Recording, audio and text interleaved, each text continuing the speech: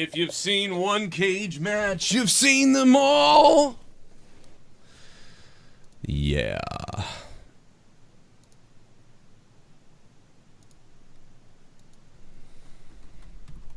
We are live, motherfuckers. Over 50 million views. You're listening to The Joe Cronin Show. The Joe Cronin Show.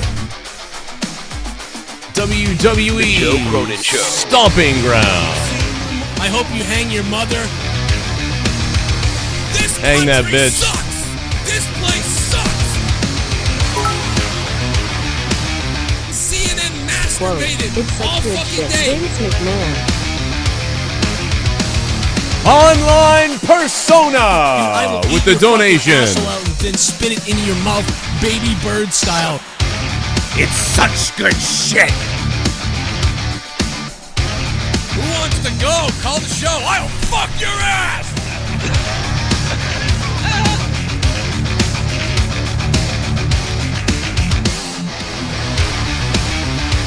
It's such good shit. Kill myself. If I think it sucks, I tell you. Oh man, Joe was Cronin Show. Stomping Ground such good shit?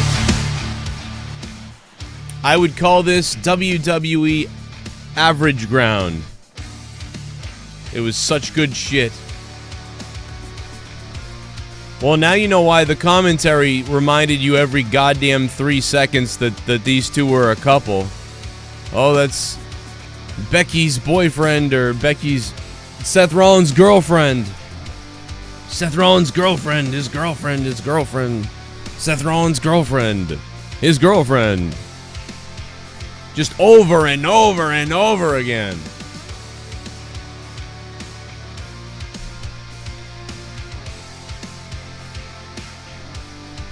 We are going to get into this. What's up, guys? How you guys doing? How's the chat doing? How you guys doing? I'm sorry that I got the link up by pretty much the middle of the main event. I didn't have the link up, so I apologize for that. I was actually I couldn't get up. I don't know what it was. I was like, I couldn't stop watching. I couldn't get myself up to create the video link here. Because I was just, I don't know, man. I was like, just staring at the TV like this is really the show. Like, you know, it really wasn't. It like you said, it was kind of like as expected. This was a run of the mill, as expected. And honestly, for the last couple days, I don't remember what I said on the predictions on Out of Nowhere, but I know that yesterday I said probably what's just going to happen is whoever the referee is going to get knocked out, and then some good referee will just come out and he'll make the count, and that's how they'll get out of it. But I was like, but then I was coming up with like Lesnar's going to come out. And then, you know, he's going to cash in on Corbin, who won from fuckery. And then Bray Wyatt's going to show up. And, like, that would be insane. But probably what they'll do is, you know, Shane or whoever the referee ends up being is just going to get knocked out. And then a good referee will come out and he'll count the 3. And unfortunately, they went with that. They went with they literally went with what I said as the most predictable ending of what they would do. Like, they went with that, and we said it, probably to putting your money on it, this is what's going to happen. And unfortunately, they went with that. They went with the typical, exact as I thought, safe answer way of doing things, which... That's just it, safe. You said that the best word there possible. This is a time where they need to be amping things up and really going newsworthy and wild and trying different things, and... I originally thought it was going to be Shane, and that was tentatively their plan originally, and then they kind of molded a few things. And I said to my friend Patrick on Friday, you know, news started to come out and about of Lacey being the special guest ref. You have a friend? Well, in my basement. He's locked up, so he doesn't talk, but he listens. He's a good listener. Duct tape will do that. And from there, I was like, oh, Lacey, come on. Just because of the relationship angle, you know, that's what they're going for. So Becky can come out and make the save. I said, that's so boring. I really almost would rather have seen Shane be interjected. But then I actually thought about it. I'm like, it's kind of a genius move in a sense, because any other referee, unless they announced the stipulation that if Seth gets disqualified, he'd lose the belt. Yeah. Any other referee, Seth would just assault. So... Right. Kind of makes sense that they picked a female because he can't beat the shit out of the female. Right. He wouldn't do that. Yeah, that's a really good point. I kind of get what they're going there because he beat up everybody with a chair. So any referee that got in that ring, even if it was Brock Lesnar, he was going to tear apart with a chair or at least attempt to. Right. They kind of wrote themselves into a corner. If it was Shane, he was just going to hit him with a chair. If it was, so he didn't care about getting disqualified because he wasn't going to lose the belt. Yeah, so I guess I they like kind it. of booked themselves into that angle of it has to be a female because he's not going to attack a woman. And then with the low blow, you're like, oh, maybe Baron Corbin does have a chance, even though you really know Becky's going to make the save. But the timing of it was good with her coming out and trying. So I thought it was great though. Like her it being Lacey Evans, I was like, oh my god, like I didn't think about that. And this is wow. And then it became clear the whole reason why they were over mentioning Seth and Becky. The only thing the reason why I didn't like it was because I'm rolling my eyes because I'm like, oh no, like they're just doing this whole like Becky and Seth like. Yeah, nobody we're going to see them this. tomorrow in a tag team against, the other two. And dude, we'll see Baron Corbin and Lacey take on Seth and Becky, and that'll be the feud going forward. And nobody wants because we heard this. that they don't want to have Lacey and Becky be done for quite some time. So well, they can't be. I mean, tonight, dude, like that opening match, and I know, like first of all, the crowd was like the place was empty, like we thought in a way. I think it looked like okay, so it looks to me, I don't know the numbers. But it looked to me like what I heard was right, which is that there was about 7,000 people there. Yeah, right? I sent you some footage. I don't know if you were able to see it, but Scott Frame's there. Oh, I saw so much footage of like just all the blacked out area. Yeah, there's a huge blacked out. A good quarter of the arena's blacked out, maybe a little bit more, but everything else was filled. So yeah, I like you said, it really limits everything though when they bring the stage forward. And then on top of it, they have so much blocked off. So, yeah, so much stuff was blocked off. I mean, 23,000 people could have fit in that arena. 23,000 people could fit in this arena. They sold what looks to be 7,000 tickets. Or maybe, it even looks to me like maybe 6,000 people were there, despite 8,000 tickets being sold. Like, it didn't look like... But you could see how deep and big this fucking dome was and everything. And, but the crowd was good as far as like their enthusiasm. They were loud right from the beginning. Now, here's what I saw starting off real quick. And I know we are going to take phone calls, so that's coming in a few minutes. So we will take your phone calls in a few minutes. I'm going to play the donations in a few minutes too. So if you guys want to drop that, drop those if you'd like.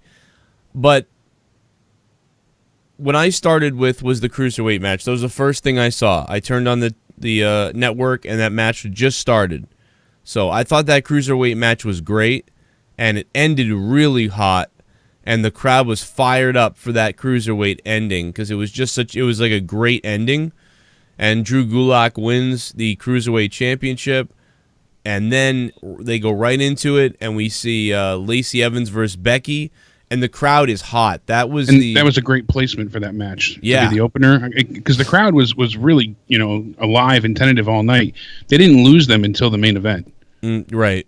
Even in the Roman match, they started to slow down a little bit, and then they were cheering for Roman. The way they used Shane McMahon properly tonight. I mean, if he's going to be there, at least utilize him somewhat. This is a mark crowd. This is a sort of a This is the casual mark crowd, if you know what I mean. This is the.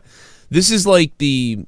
So there's so many different versions of the WWE audience. There's like the dudes who are like our age, who are like 30, who like we missed the Attitude Era type of stuff, or anything. Then there's of course the kids and the family casuals. Tonight this is a lot of the sort of the neckbeard new WWE fans who are a lot of them like the last 5 years to 10-year fans. Who are just marks for everything that WWE does. So you could tell this was that crowd. The good thing about that crowd is they're into it. The different thing about that crowd is they are like the crowd that would actually chant for, they would chant for Roman, they'd chant for Cena, they sort of chant for the good guys the right way. I don't think we heard any kind of bad chants really tonight until we heard that the main event. Then that the main was event. Boring and that kind of stuff. Was there an AEW chant? I didn't hear it myself. I didn't hear that either. Somebody said there was, and I didn't I didn't hear that, but I heard, boring, and then there was a lot of fun chants during Daniel Bryan's match. He drives a Prius and stuff like that. They were pretty entertaining. So yeah, I mean, these are like, this is fucking not Seattle, but this is Washington. You know what I mean? We're on the West Coast here. Yeah, they're in Tacoma. It's as close as you're going to get to, right. Yeah, it worked. We're in granola land, and they were cheering, which, I'll give them credit for. Let's see what you guys are saying real quick here. Oh my God, it's such good shit, it's Kane. My name is Kane, and I'm donating. Mavado's in the house. What's up, Mavado? I hate 2019 SJW pussy ass shit. If it were 97, Stone Cold woulda belted Evans in the head with a chair and the crowd woulda went insane. Instead we have this shit now. Yeah. But at least Becky got to beat her dumbass. Yeah, that was cool, Mavado. So here's my problem with it. And I know we're going to go through the whole show, but, we're just talking about the main event here. But here's my problem with it. And Mavado, thank you for the 666. I really, thank you, man. Becky would have shown up immediately. That's my problem with it. Like, she wouldn't have waited, like the minute she saw this, I mean, she would have been running to the ring to beat the shit out of Lacey Evans. Like, it went on for a long time. Yeah, there's a lot of fuckery to sit through. I mean, I get it. It's wrestling, like, suspend your whatever disbelief. We're not going to show, maybe Becky was back at the hotel already. We're not going to show Becky at the hotel. But realistically, her dude is in the main event, and this fuckery's maybe going down, and you're telling me that she went back to the hotel and she's not sitting in Gorilla, like, basically watching everything? Like, no, she's there watching it. So exactly. So for her to just, like, not Speaking come out. of Gorilla, too, I before I forget, I forgot to write this in my notes twice now. My favorite part of tonight, as stupid as this sounds, but it meant a lot to me watching, was seeing everyone backstage ready to cheer on Ricochet when he won. And then Triple H giving him that little, good job slap to the side of the face, and everything. Mm-hmm. That moment is fantastic. I can't overstate it enough. That's the kind of things they need at times. Yeah. To show like support from the locker room, a bit of camaraderie, and they made that title win feel like so much more of a big deal with that backstage shot. Yeah, you're right. To have everybody come through. Not only is it his first, title win on the main roster, but they just made it feel that much more like a special occasion, and they've really touted Ricochet like a special athlete. They've said this several times. I forget the direct quote that they go with him over and over again. They keep saying that he's like a sensational athlete and things like that. I think it's actually what they say, the sensation. Well, I mean, they always have some kind of goofy thing, but you're right. I get it though. But they went over and over, stating this, and now it kind of showed. The fans are already behind him, but to have that backstage moment, I felt like it made it even more special, and it just added a bit of a certain special feel to an already interesting match and win. So I really appreciate them going that little extra bit, that little extra mile. Then he finger blasted himself. Made it feel better. And then he went to go celebrate. Then he finger blasted himself with Triple H. That was the real celebration. I love Ricochet. And the bit they added with AJ.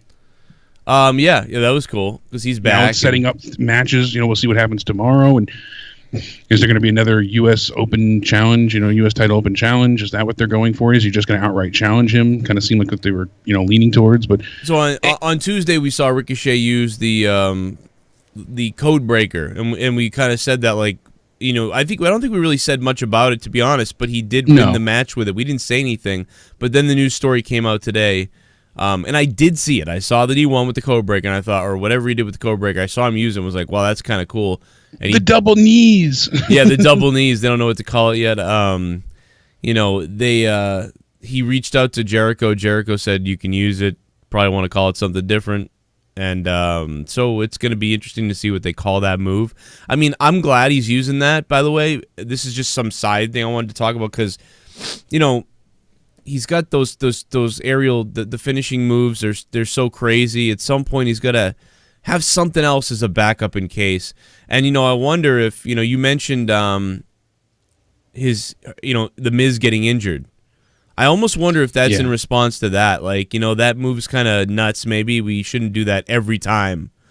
So I wonder if that's part of the reason why, he came up with something else too, so he doesn't have to do that.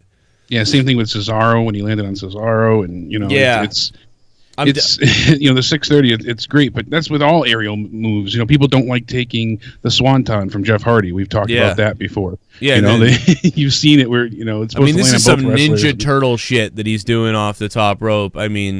So now if somebody doesn't want to take it, or if it's a regular Raw, there's why are you whipping this out? It's the WWE style. Don't whip that out every Raw. So now he's got this code breaker he can use. So I get. If that's it's got to be the reason why, because there's been two people hurt, and I don't know. It's got to be the reason why. Who the fuck would think that Ricochet would be using, double knees or code breaker for his? It's good just to add more to his repertoire, anyways, and give him a little bit more longevity, where he doesn't have to kill his body going off the top. Same thing with Finn, with the coup de grace. They were trying to, really set up other moves, but nothing had the same impact as that. So. It's I just we talked about the cruiserweight match, but I do want to mention again that we talked about the cruiserweight match, but the dude going into the cruiserweight match, that's the best thing was how they really warmed up the audience. Like they warmed up the audience. The audience was fire. By the time the show started, right after the cruiserweight match, the audience was ready to go, and Becky and Lacey felt like a big match. It felt like this big match feel, and I commented on it on Twitter. I was so hyped about it. I gave it extra credit because of the audience, and I'm dead serious. Like, audience is a big factor in the match. If the wrestlers are doing things, the audience is responding, and then there's a result, the match is going to get a better score from me based on the audience. Was the match a 7 out of 10 really? Maybe not. Maybe it was a 6 out of 10. Maybe it was a 5 out of 10. But I gave it a 7 out of 10 because it was different. It was one of my favorite Becky Lynch matches.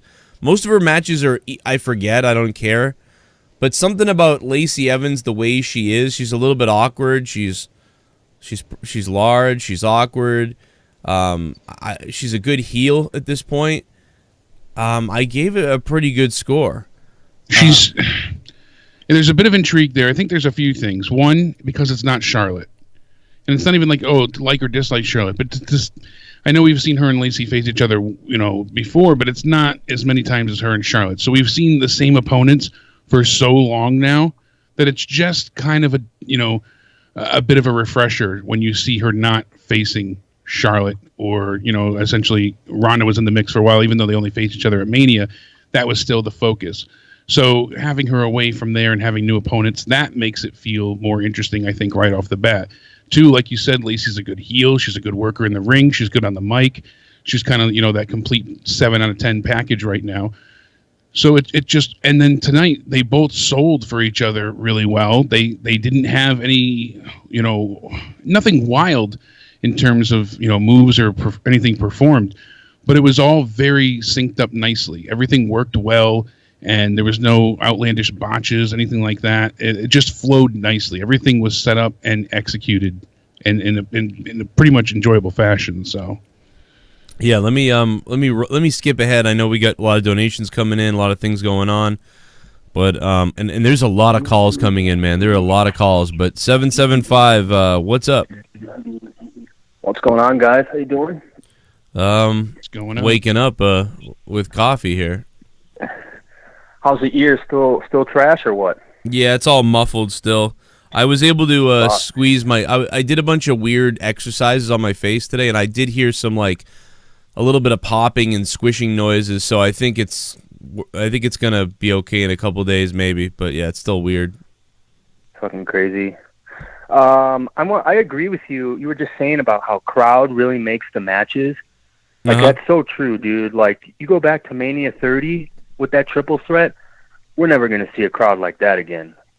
Oh, yeah. I mean, that Jesus, shit, yeah. I mean, even if you're not a fan of wrestling, you watch something like that and you hear how invested they were. It's like, Jesus. Yeah. There's we've seen some things close to it, but yeah, I mean, that was certainly something special. That was fucking insane.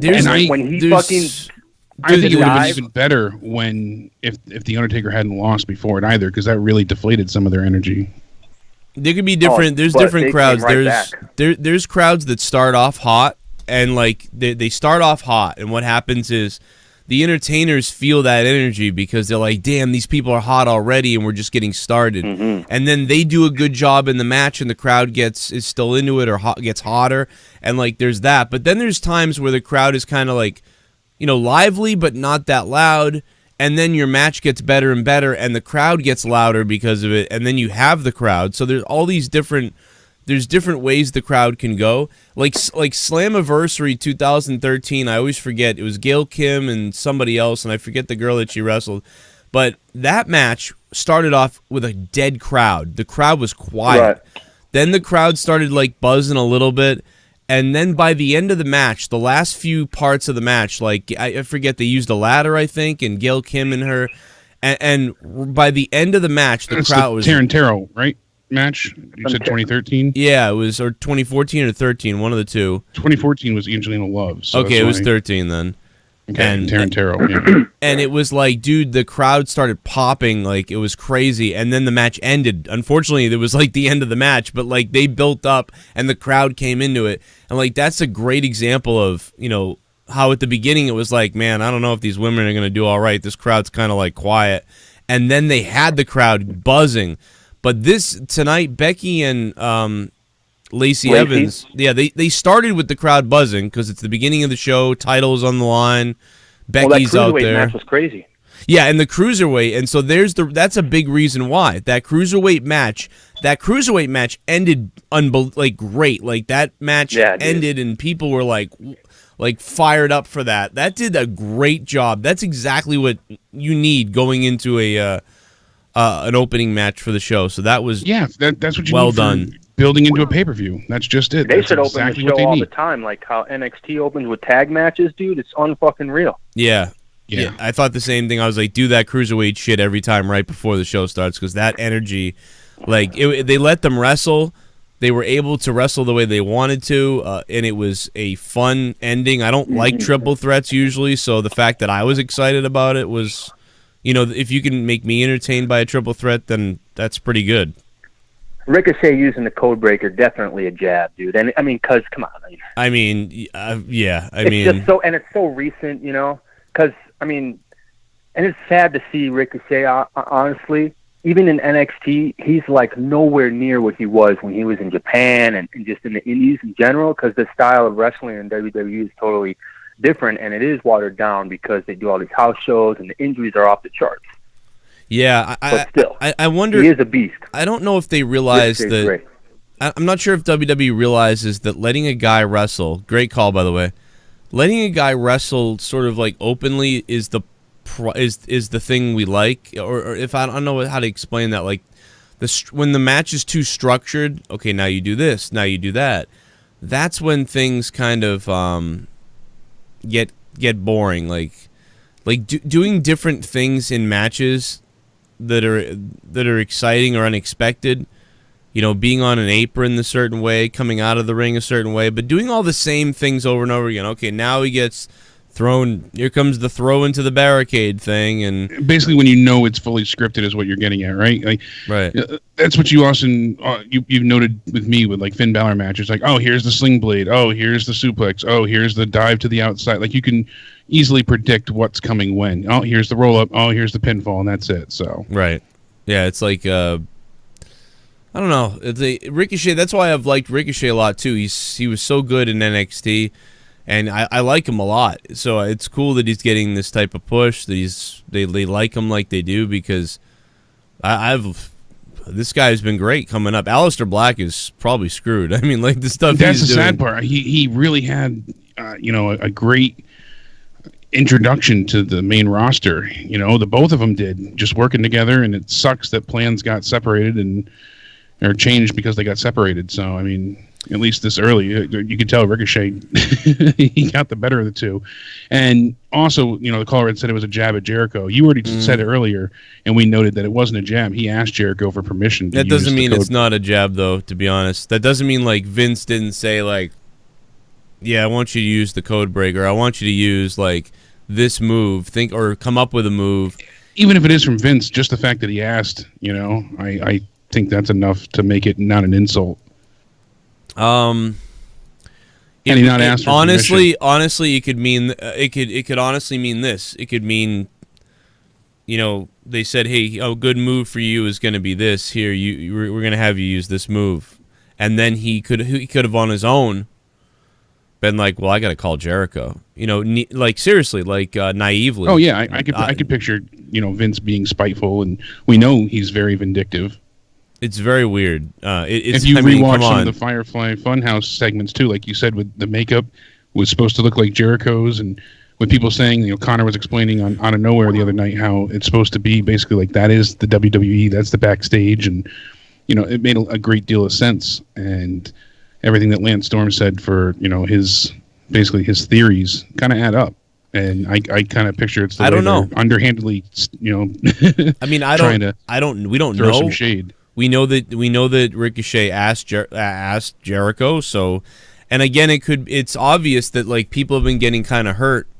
So he decided to do something different, and super kicks taken.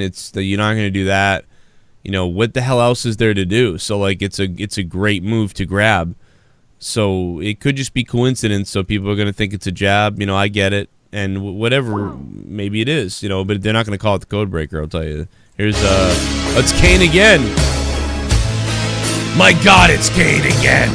That's such good shit. My name is Kane and I'm donating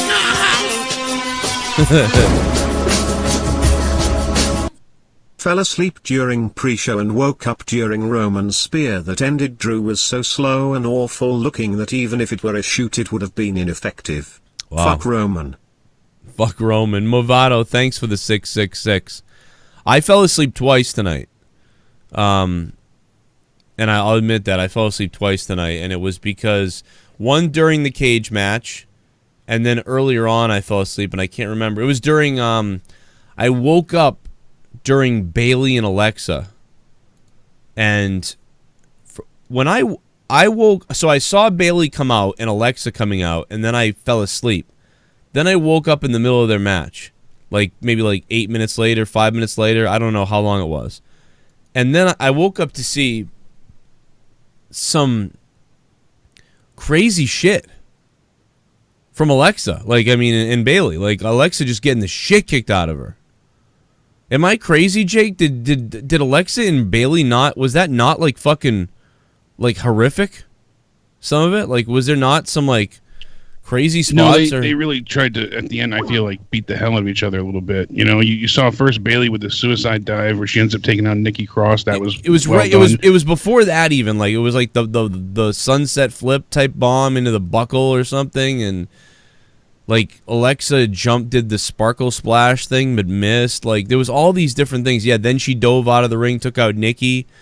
Yeah, because you even saw Bayley jump over Alexa at one point. She kind of landed a bit odd, but there was a few really good punches and a lot of good offense from both of them. So yeah, it just felt like it was a very high speed match. It felt like, I don't know, man. It felt like it was pretty good. What did you think about Alexa and Bayley? I enjoyed it. I liked the match. Okay, because I thought it was anything. The finish was a bit underwhelming. I understand what they were going for, having Nikki Cross interfere when she, it wasn't really her interfering, but she was. It didn't really lead to much. Yeah. I know that she was supposed to distract Alexa, and now, will Alexa turn on her? Next time we see her, is she going to blame Nikki, or is she going to, be better about herself? They're trying to tell more of the story, but I think they could have gotten to that same conclusion with a better ending. Granted, but the match itself was well done.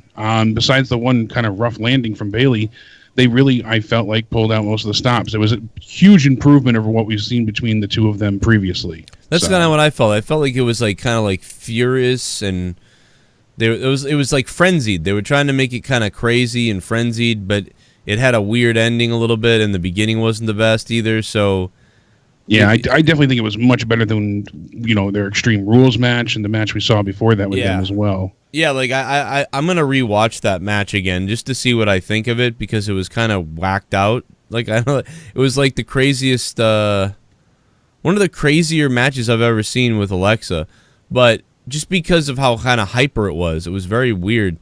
But I would say like Lacey and Becky was like more of a traditional, like it had a beginning with the crowd amped up, and then I thought it was more of a good build up of a match. I thought the match was better. Becky and Lacey Evans was a good match. I said that, and I had people on Twitter being like, Joe, you're crazy. Lacey sucks, and like the match wasn't that good. And I'm like, man, well, I think Becky Lynch matches usually suck. So the fact that I thought the match was all right, I thought it was pretty good because they had the crowd. What they did, I thought worked. I thought it was a 7 out of 10 match, maybe a 6 out of 10. I could see someone saying that, but I thought it was a pretty good opening match to the show.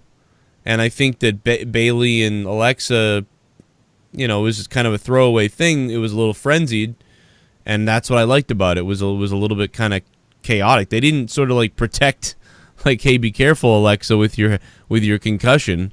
You know, she was fucking diving all around all over the place. Yeah, like you said, with that sunset bomb on the floor, and yeah, there were, you know, certainly moments that made it seem less protected. And that, I understand what you're doing. She was doing more than I expected her to do. Yeah, I thought it would be way more. Especially with all the concussion worries. Well, I even said that, you know, when was the tag team match? Was that this week or the week before? No, that was this week, right? Yeah. There was 2 spots in there where I was like, oh, wow, I wasn't too sure she'd be taking more serious bumps, but lo and behold, she's certainly okay. So I'm glad she's back wrestling. I was very, very shocked by that. Let me see what else you guys are saying here. Oh my God, it's Mongoloid JB. Oh. Ugh. Oh God. Roman Reigns has finally ridden himself of McIntyre and McMahon Michael Cole post-match Stomping Grounds 2019. WWE then books Roman versus McMahon and Drew on Raw. Such good shit. Not as good shit as Justin Bailey's. Hashtag I wanna kill myself. Jaff94, thank you, Jaff94. Yeah, that's a great point. We will get into that. Give it a hell yeah! Thank you, Jeff. Despite 94. my fears, this PPV was okay. Yeah. Good matches here and there. If you want to do Attitude Era type bullshit booking, at least make it fun bullshit. Yeah, it wasn't fun. That's true. Most of what we said we thought would happen happened. Straight down to the main event with the good referee being the guy to count him. It was just... Unfortunately, it was just so predictable that I think that's why people fell asleep. That's why they were shitting. I thought show was pretty good wrestling, except main event was predictable. I had seen Lacey rumored already, and also Roman still kind boring. Seems so scripted. Heavy Machinery impressed me. Can't wait for Bray. Yeah, the Heavy Machinery had the Diverse. Thank you, Diverse, for the donation. Heavy Machinery had the crowd pretty good too during that match. That was actually surprising. I mean, that was early on too, so the crowd was still roaring. Yeah, that was fun. Tonight was a pretty good show. First 2 hours were solid, and congrats to Ricochet winning the US title. And apparently Shane can beat Roman, but Drew can't. I'm okay. Yeah. For the love of God, please stop with the fucking relationship angles. 6/10. Triple Gaming, thank you, man. That's one of my biggest problems with tonight is even though they did it and it makes sense, I don't want a relationship angle. Number 2, Roman Reigns winning. Drew McIntyre, he's fucked. I believe that Batista and Alicia Fox raised a fine young man in Ricochet. Finger banging and all. Didn't care for steel cage match. No, PPV was better than normal. Out of 10. I agree, Kalel Bama. I think what the biggest surprise to me about tonight's show, Kalel Bama, is that fuck, I just clicked on something and my computer's gonna shit itself. The biggest thing about tonight's show was how this was basically a recap of, you know, the Saudi Arabia show, and we were bored by everything, and they didn't build this show up until the last second because of ticket sales. And how it still managed to be okay. You know, the fact that this show tonight wasn't a piece of shit is kind of incredible. Like, the fact that it was, you know, if you gave this a 5 out of 10 or a 4, I mean, if you gave it a 4 out of 10, then I guess you're on par with that. But if you gave this a 5, 6, or 7, like, it's kind of amazing because of the repeat shit. They somehow made this show feel different, even though the matches were so blah and boring. And everything was the same, but some of it felt different. Good majority of it was, I don't want to say like exciting, but it was certainly not boring. And you're right, though. It was a 2-week build. 2 weeks. That's all they had. They, you know, and even you only really want to say 1 week because the first week was them just recapping the Super Showdown. Yeah. Because they had to make sure that the storylines followed through with that, and then they led into this. That's why so many of the matches were that repeat, you know, continuation. And, you know, like, I think it was Jaff94 that said it with a donation, but I did laugh, and I put that in my notes. I was like, finally, all right, at least Roman and Shane and McIntyre, they're done. They're going to move on. And then you get backstage. Shane's like, oh, we're going to take him on tomorrow. You want Roman? You're going to get him. Handicap match. And I'm like, God damn it. We were so close. Get out of this feud. Have Roman go do something else. And that's the problem because Seth is the champion right now. They don't know what to do with Roman besides the usual shtick. Well, a lot of people picked Roman to lose tonight. I did. And you know, everybody said the same thing, like, oh, you know, this is kind of dangerous to pick against Roman, especially after he just lost to Shane. But the fact that, like you said, Shane wins, like, from fuckery, and then Drew McIntyre goes out there and he just beats Drew McIntyre, it's really bad for McIntyre. So it should be McIntyre who's winning, maybe against Roman, and Shane helping him. Like, I would take that over this. So I'm kind of upset about that, but you know, I just didn't want to see this continue at all. And they just, this is familiar territory. Every time that someone is the champion, especially a face that Roman can't go against, you know, Seth's been the champ or Dean's been the champ, they don't know what to do with Roman. So he either goes back to feuding with one of 3 people, it seems like: Bray Wyatt, Braun Strowman, or Drew McIntyre. And that's been it. And that's, you know, him and Braun went on forever, and we're going to get the same crap here. And it's just really unfortunate that that's all they seem to know what to do. Yeah, I don't know. They put him in these safe situations with these guys that are so boring. This was boring to me tonight. I didn't give a crap about it. And then on top of that, there was a moment that I did like, though. I don't know if you caught it, but McIntyre was on the outside. Roman goes for the drive-by, misses, and he slides, you know, on the apron itself. And McIntyre grabs Roman's legs, puts him over his shoulder so Roman's facing up towards the ceiling. Yeah. And then he slammed him, you know, head over heels onto the table. It was almost like a catapult in reverse. Yeah. That didn't, you know, the landing on that was so simple. It was so nonchalant, you know, it wasn't going to hurt him by any means. But it looked devastating by the way that McIntyre did it with such force. Roman sold it decently. And it was inventive. I haven't seen that done in I don't think in the WWE at all. To see somebody catapulted backwards like that over the shoulders. You've seen it the other way, but not in reverse. So I thought that was really cool. It was well done, and it worked out well. So the crowd popped for it, and then they started chanting for Roman as well. So it kind of, you know, had a full swing of emotions. Well, I want to give credit for that. Usually we don't see anything innovative. This is a casual crowd tonight, but a casual crowd that's interested in stuff. Like, this is a lot of times you get really down south, you get that quiet casual crowd who's like asleep. But this was we said going into this that this was going to be a loud but mostly casual crowd, a crowd that does what it's supposed to do. This is the type of crowd that WWE likes. This is the crowd that crazy enough because their crowds on the West Coast do what WWE likes and they're loud, but the East Coast crowds don't.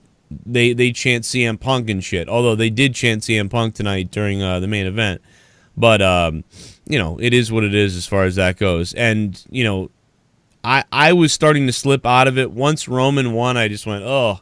And then the cage match happened. Dude, the cage match put me to sleep. Cage matches do nothing for me anymore because you never see anything different. It's always trying to get out the door and trying to get over the top. To me, the cage matches, they just don't work anymore. You either have to do some crazy shit in these things, or you got to have like these mega beast of men in there, like it's like the Hulk Hogan stuff back in the day, or it's got to be some kind of crazy ass shit.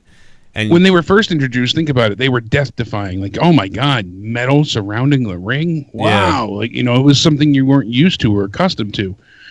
Now you've got the Hell in a Cell, and even that is blasé anymore. You know, it's like, oh, we got the Elimination Chamber. I hate the Cell. I hate the Cell now. Yeah, and that's the thing, because it's overused. We just had a Cell, you know, cage match at the last pay-per-view. Except for when Shane went off it again. That was kind of crazy. That he did that. The Hell in a Cell at Mania? Yeah, the Hell in a Cell at Mania, except for Michael Cole's call of it. But it was, that he did that was nuts. For the love of all mankind. But yeah, I agree. That was a great spot. But essentially, there's hardly a use for the Hell in a Cell anymore at all. And the cage matches, there's nothing death-defying or special or lasting about them. It's just bullshit, really. So I don't know what they want to go ahead. That's it. That's all it comes down to. Who can escape and with Shane, you know, winning last time by him falling out of the ring, out of his, you know, his T-shirt. Yeah. Come on. The crowd groaned when we were there live for Money in the Bank. He slipped out of his T-shirt. No one wants to see a match finish like that.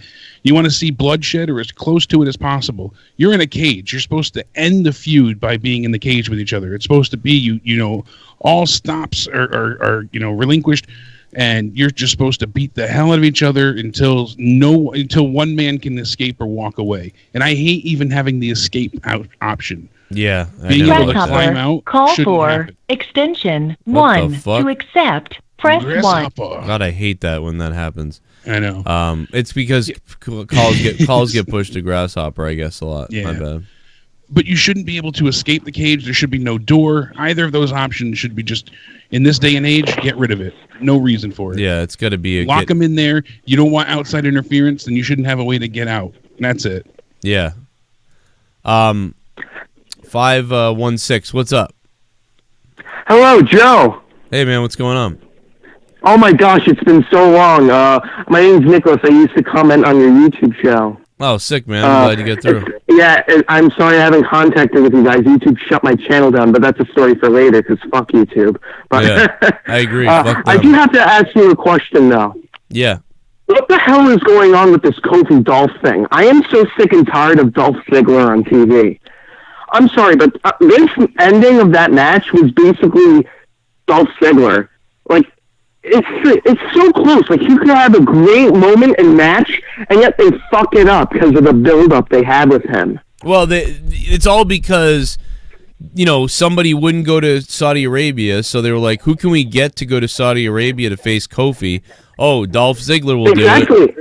Yeah, exactly. I'm so sick and tired of it. Why didn't you have the New Day, like maybe Big E cost Kofi the matchup, and have Big E versus Xavier Woods versus Kofi? Because let me tell you, Joe, I am so sick of the New Day at this point. It's time for them to start breaking them up. Yeah, unfortunately, it's one of those safe moves by WWE. Like, they're still doing pretty decent with the fans, the crowd, the merch. So, like, WWE obviously I mean, hopefully that's the next thing. No, I hope that's the next thing. I hope that the next thing would be to do that and to move that way, because they don't know, you know, they're out of people for Kofi to deal with, so they bring in Dolph Ziggler. But exactly. Dolph is boring. That should be the build-up to SummerSlam. That's why they should use Stomping Grounds to build up the New Day breaking up. But what does Vince McMahon decide to do? Oh, this is good shit. Why not, instead of getting the New Day down, why not have Dolph Ziggler come in? Well, it's ridiculous. With this, I don't think that, you know, I don't think that this is a, like, Vince thinking this is good shit this time. I just think this is by the way, thanks for the call, man. I'm glad you got through finally, and hopefully you get through again next time, Nicholas. I don't think it's a Vince being like, this is going to be good shit with Dolph. You know, I just think that this is a situation where they were like, we need someone to face Kofi. Like, you know what? Call up Dolph. He hasn't been here in a little while. He'll go over to Saudi Arabia. And then we've got Stomping Ground, which is kind of a rehash of Saudi Arabia. So then they got to use Dolph there again. I don't think we're going to see Dolph again. You may see Dolph maybe on Tuesday, and that will probably be his last appearance before he goes away again. I don't know that. I don't know the numbers. I don't know the facts. They could change. Yeah, it was supposed to be short term that we heard originally. So yeah, there's no like set agreement with anything, but we had heard that it was just going to be a brief build up to what we saw, and then not much afterwards because Dolph is still doing other interests. I would think that we would maybe see Dolph Tuesday or not. And after he's probably gone now. He's probably done for a while. Dolph is probably going back to wherever he was doing before. But you may see him Tuesday as some kind of closing point, and then that's it. Dolph is always somebody who's been used now to put other people over. He was a guy where at one point we thought he could be a star, but at this point Dolph really is the people used to compare him like he's kind of like Billy Gunn, like Shawn Michaels, like Mr. Perfect. I don't think anybody's like Mr. Perfect, man. Mr. Perfect was awesome. Like, he could sell like crazy. Dolph can too, but he's a little bit smaller, so it doesn't come off as well. So yeah, Dolph never really worked out as far as anything like that to me. Like, I still would put Mr. Perfect above, Dolph Ziggler as far as like, I mean, you could say like, but Dolph was in the company 10 years and he did all of these things. I mean, maybe that's true and everything, and I like Dolph for the most part, but Dolph has become a bore. Just he can sell great. He's actually pretty good he's good on the mic, but everything he says is empty because he just always loses so much. He loses so much, or he fails so much, or he flip-flops, or I'm turning in the title now because I don't know why. And just all the things, the value of Dolph Ziggler is at garbage levels. So even if Dolph goes out there and has a good match, even if Dolph comes out there and cuts a clean promo and he doesn't stumble, and he says, I'm sick and tired of being on the sideline and not getting my attention, the attention that I deserve, everything he says just floats over my head because it all just reminds me of everything else he's ever done that turned into suck. So, Dolph is boring as shit. Kofi's kind of become a boring champion, so I'm kind of bored of Kofi. There's no interesting heel to go against him. Even Owens being like, it should have been, I should have been in that role. It's the same thing as Dolph. He's like, oh, it could have been me, but it was boring. So yeah, Dolph and Kofi, cage match boring. Reliving this match boring. A match that really was thrown together that we didn't care about anyway. So that whole thing reeked of just fucking put me to sleep. And it did. And that's the thing with Dolph. For all the times that he was not, properly handled or underutilized and really had a chance to shine, that they cast him to the side, as we've seen them do with many times, there were other times where they gave him an opportunity and he wasted it. I did the retrospective on Connor's channel with him, and we really saw, he held many, successes in his career. He held the titles several times, different titles, whether it be Intercontinental, United States. He was given chances, Money in the Bank, and when he was over, he didn't stay over, and the people just didn't always stay behind him. So you can look at it both ways. Did he fail to grab the proverbial brass ring, or did WWE let him down? I think WWE just sees him as the WWE let him down. I think they were like, go out there and put people over so much that he's not going to be taken seriously. I think that it developed into that after a while, but he also, I think, was kind of disinterested in a point before then. That's true. When they were trying to give him some mojo back. It's weird because didn't work out that way. Dolph can start yelling at the camera and cutting a promo, and he does really good, but there's something about that. There's something that's missing, man. Like, you just don't believe it. I don't believe it, but it's just. Like, I don't believe that's what it is. I don't know why, because he's pretty good, but like Dolph Ziggler, I think that's it. Because he's acting. I feel like that's what it is.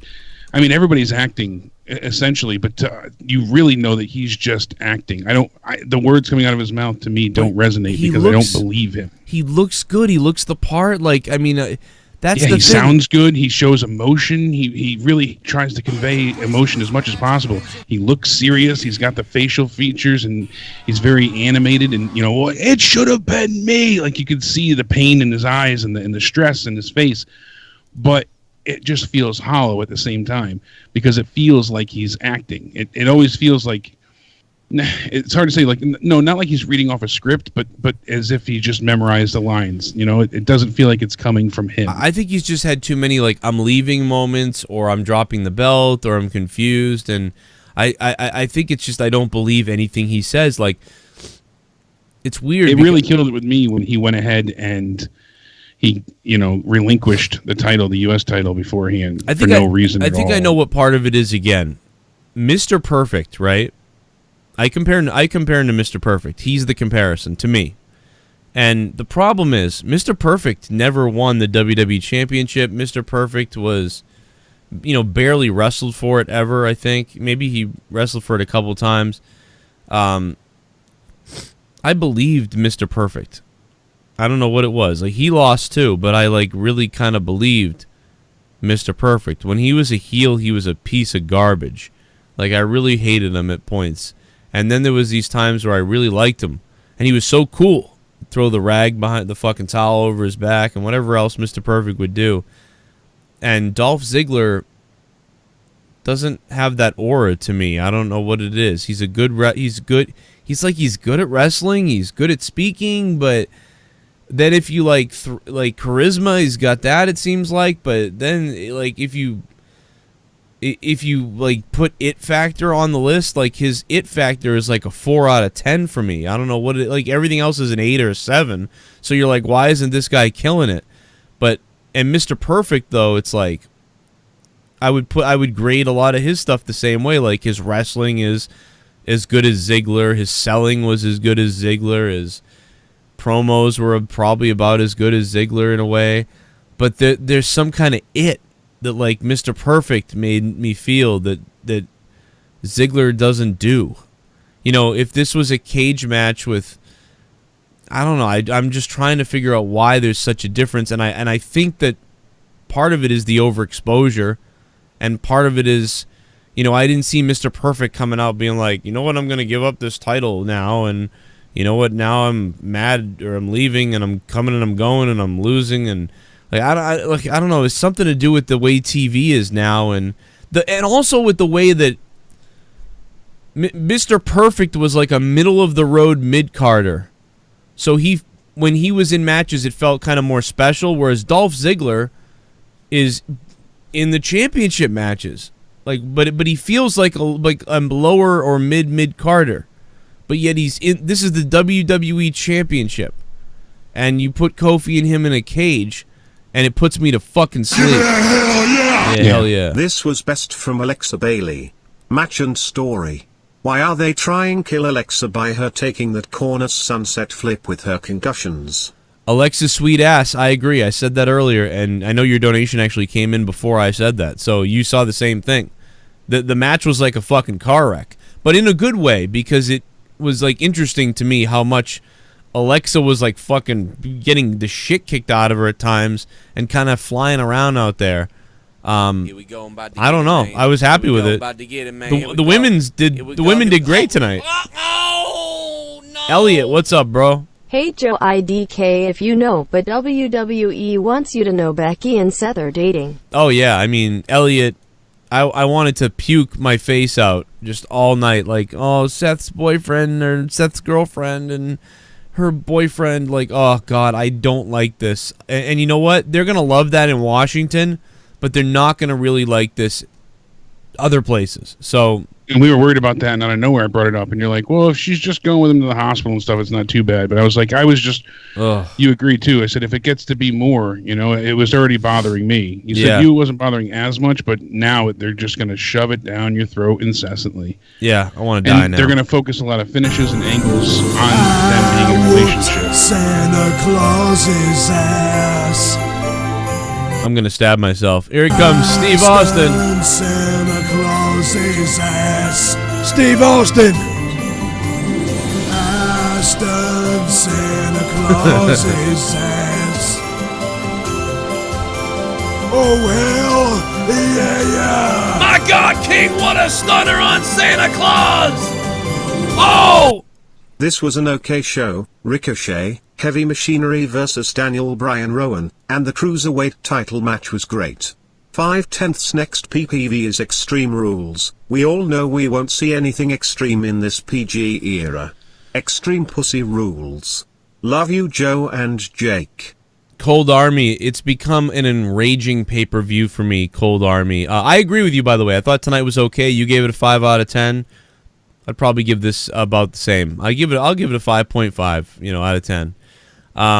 But you're right. Extreme Rules has become an infuriating pay-per-view for me because you're not going to see anything extreme usually, so it becomes like a slap in the face.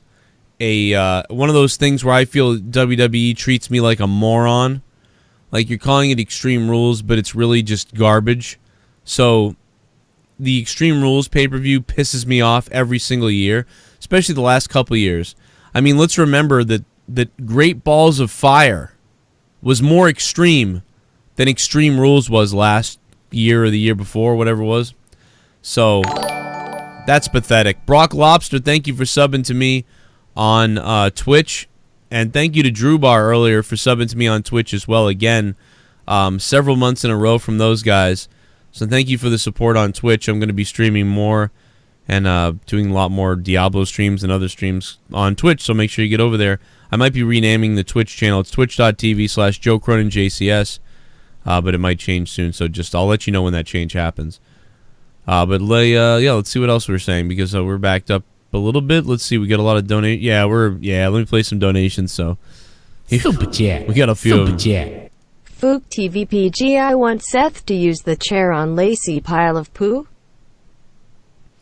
Yeah, I mean, the other thing glorious was the fact that Becky didn't run down there immediately. Like, I feel like Super chat. She would have ran down there immediately. Seth was saved by his She should have been by his side as soon as Lacey was announced. Right.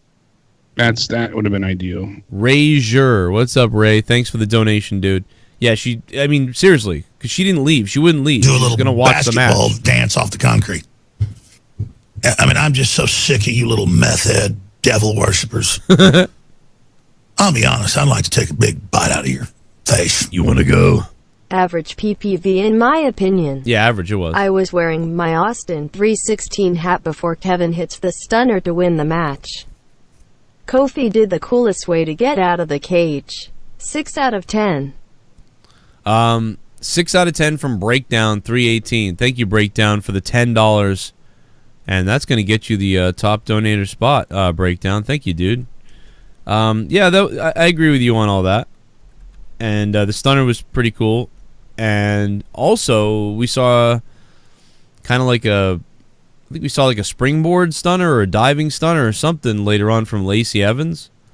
So we saw a couple stunners. Yeah, that was cool. It's turning into the super kick. Be careful. Super chat party. When's the Becky and Seth sex tape leak?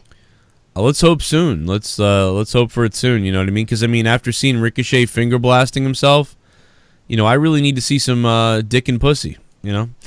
Joey Jackson, thank you for the $1.99, man. I appreciate that, dude. You're the beast, Joey Jackson, with the super chat party. That match went as predicted as well. Pretty much. So, Kevin Owens and Sami Zayn needed a win because they're just such a joke. These guys have been such a joke that they need to win. Like, if they had made the New Day win, that would have been just ridiculous. That would have thrown me for a fury that, I don't know. I thought the New Day was winning, though. Really? Yeah. I just don't like, what's the point in Sami and Owens? Like, if they logically make no sense, but we weren't sure if Sami was right now. punished or not. I'm Sean's View Entertainment, and you want to see my dick? See, the donations are all out of whack. Do you want to see my dick?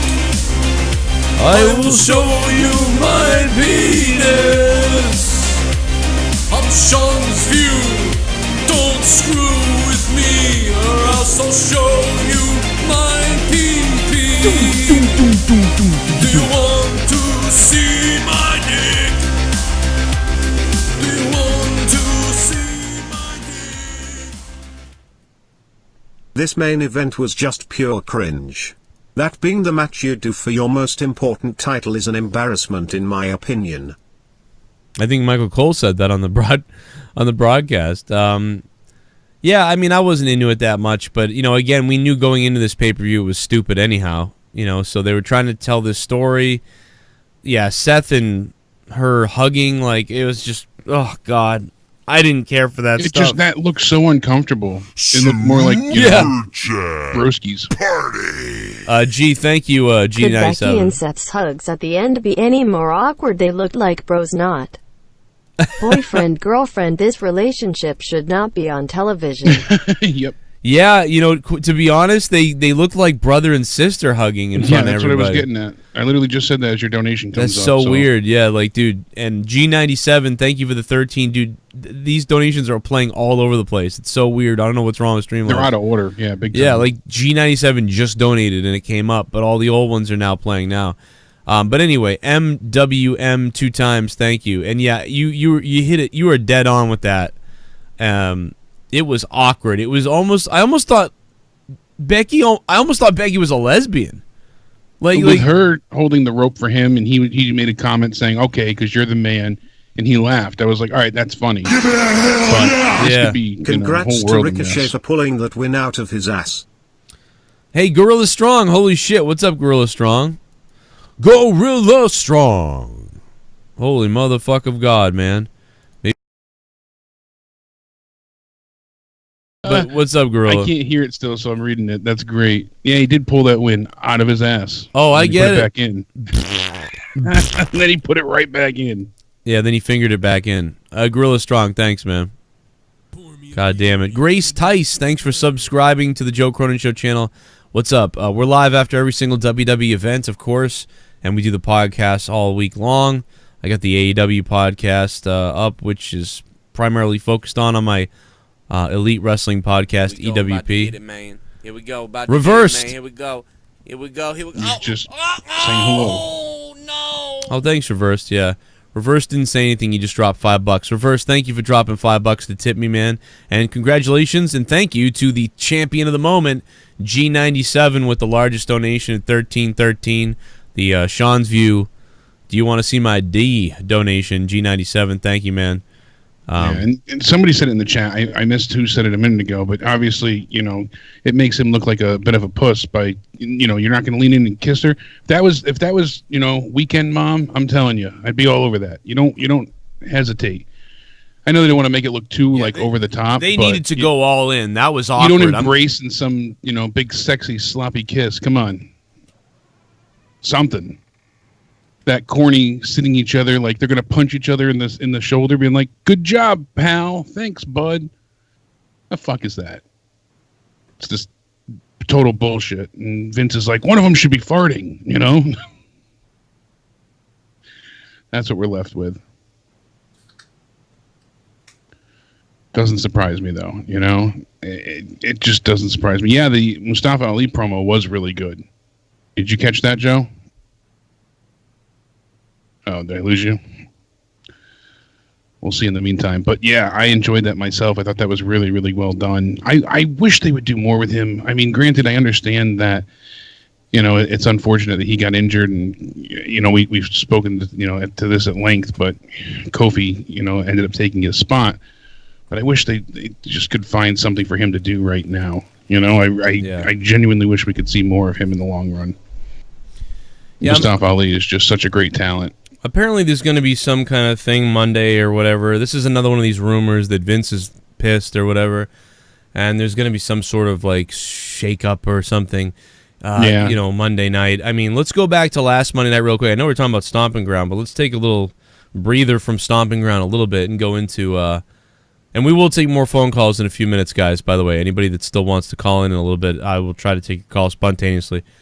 I know the phone lines are pretty jammed right now.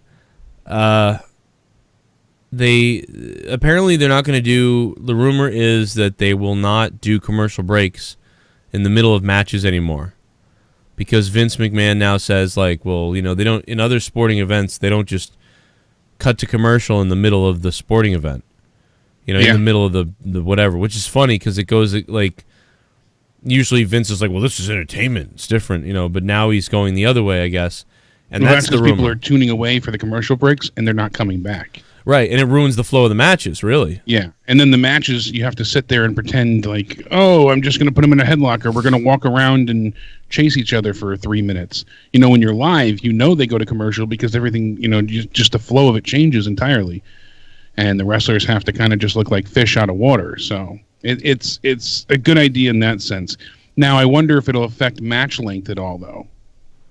That's my worry. Yeah, because I'm sure. Think about it. When they used to have the commercials mid-match, now are they going to allow us to have a 15-minute main event since there'll be no commercials? They used to do that back, you know, Attitude Era times and even up until, I think, like 2005-ish, I think is when they started to really change more commercial breaks. But they would say, we're taking our last commercial break of the night heading into the main event, you know, and that was usually how you would hear, you know, Michael Cole, Jerry the King, you know, JR would say, we're taking our last commercial break of the night as we head into our main event.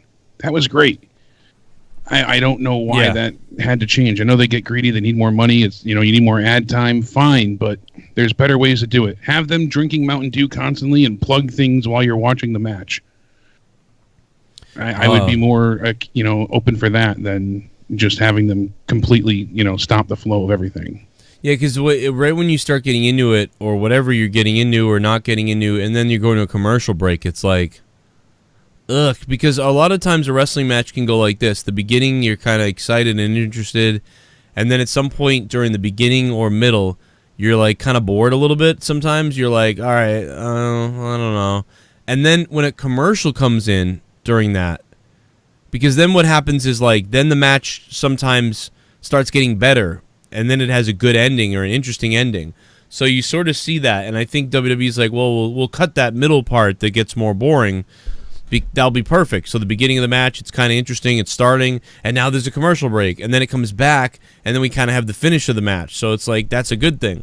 But what it does is it's like you start feeling kind of like, all right, I don't know if I'm going to like this match. And then a commercial happens. And then you're like, oh, my God, now I'm looking at, like, and you just shake your head. And without, believe it or not, even though you might have thought before that it was a good time to cut to the commercial, it's actually worse. It's double worse.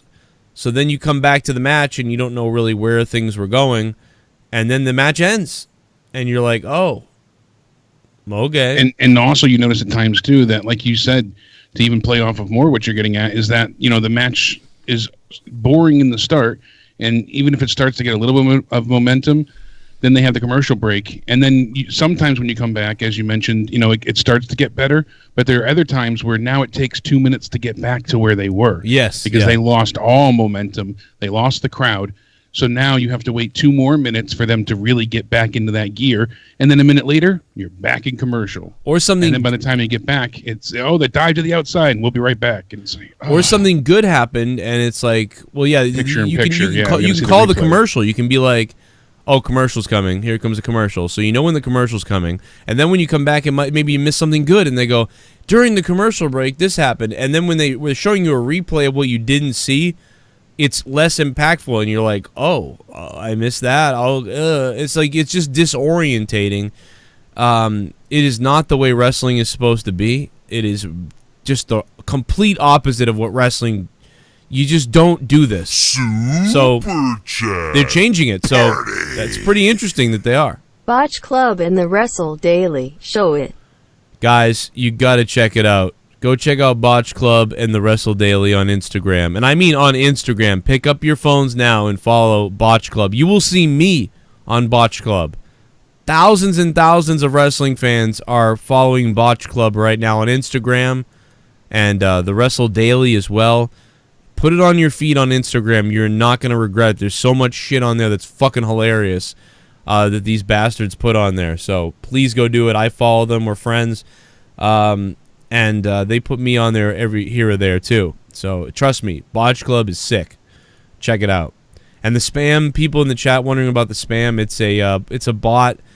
It's a big thing that's happening on YouTube on every channel. It's been this sort of hack or something that's happened to YouTube.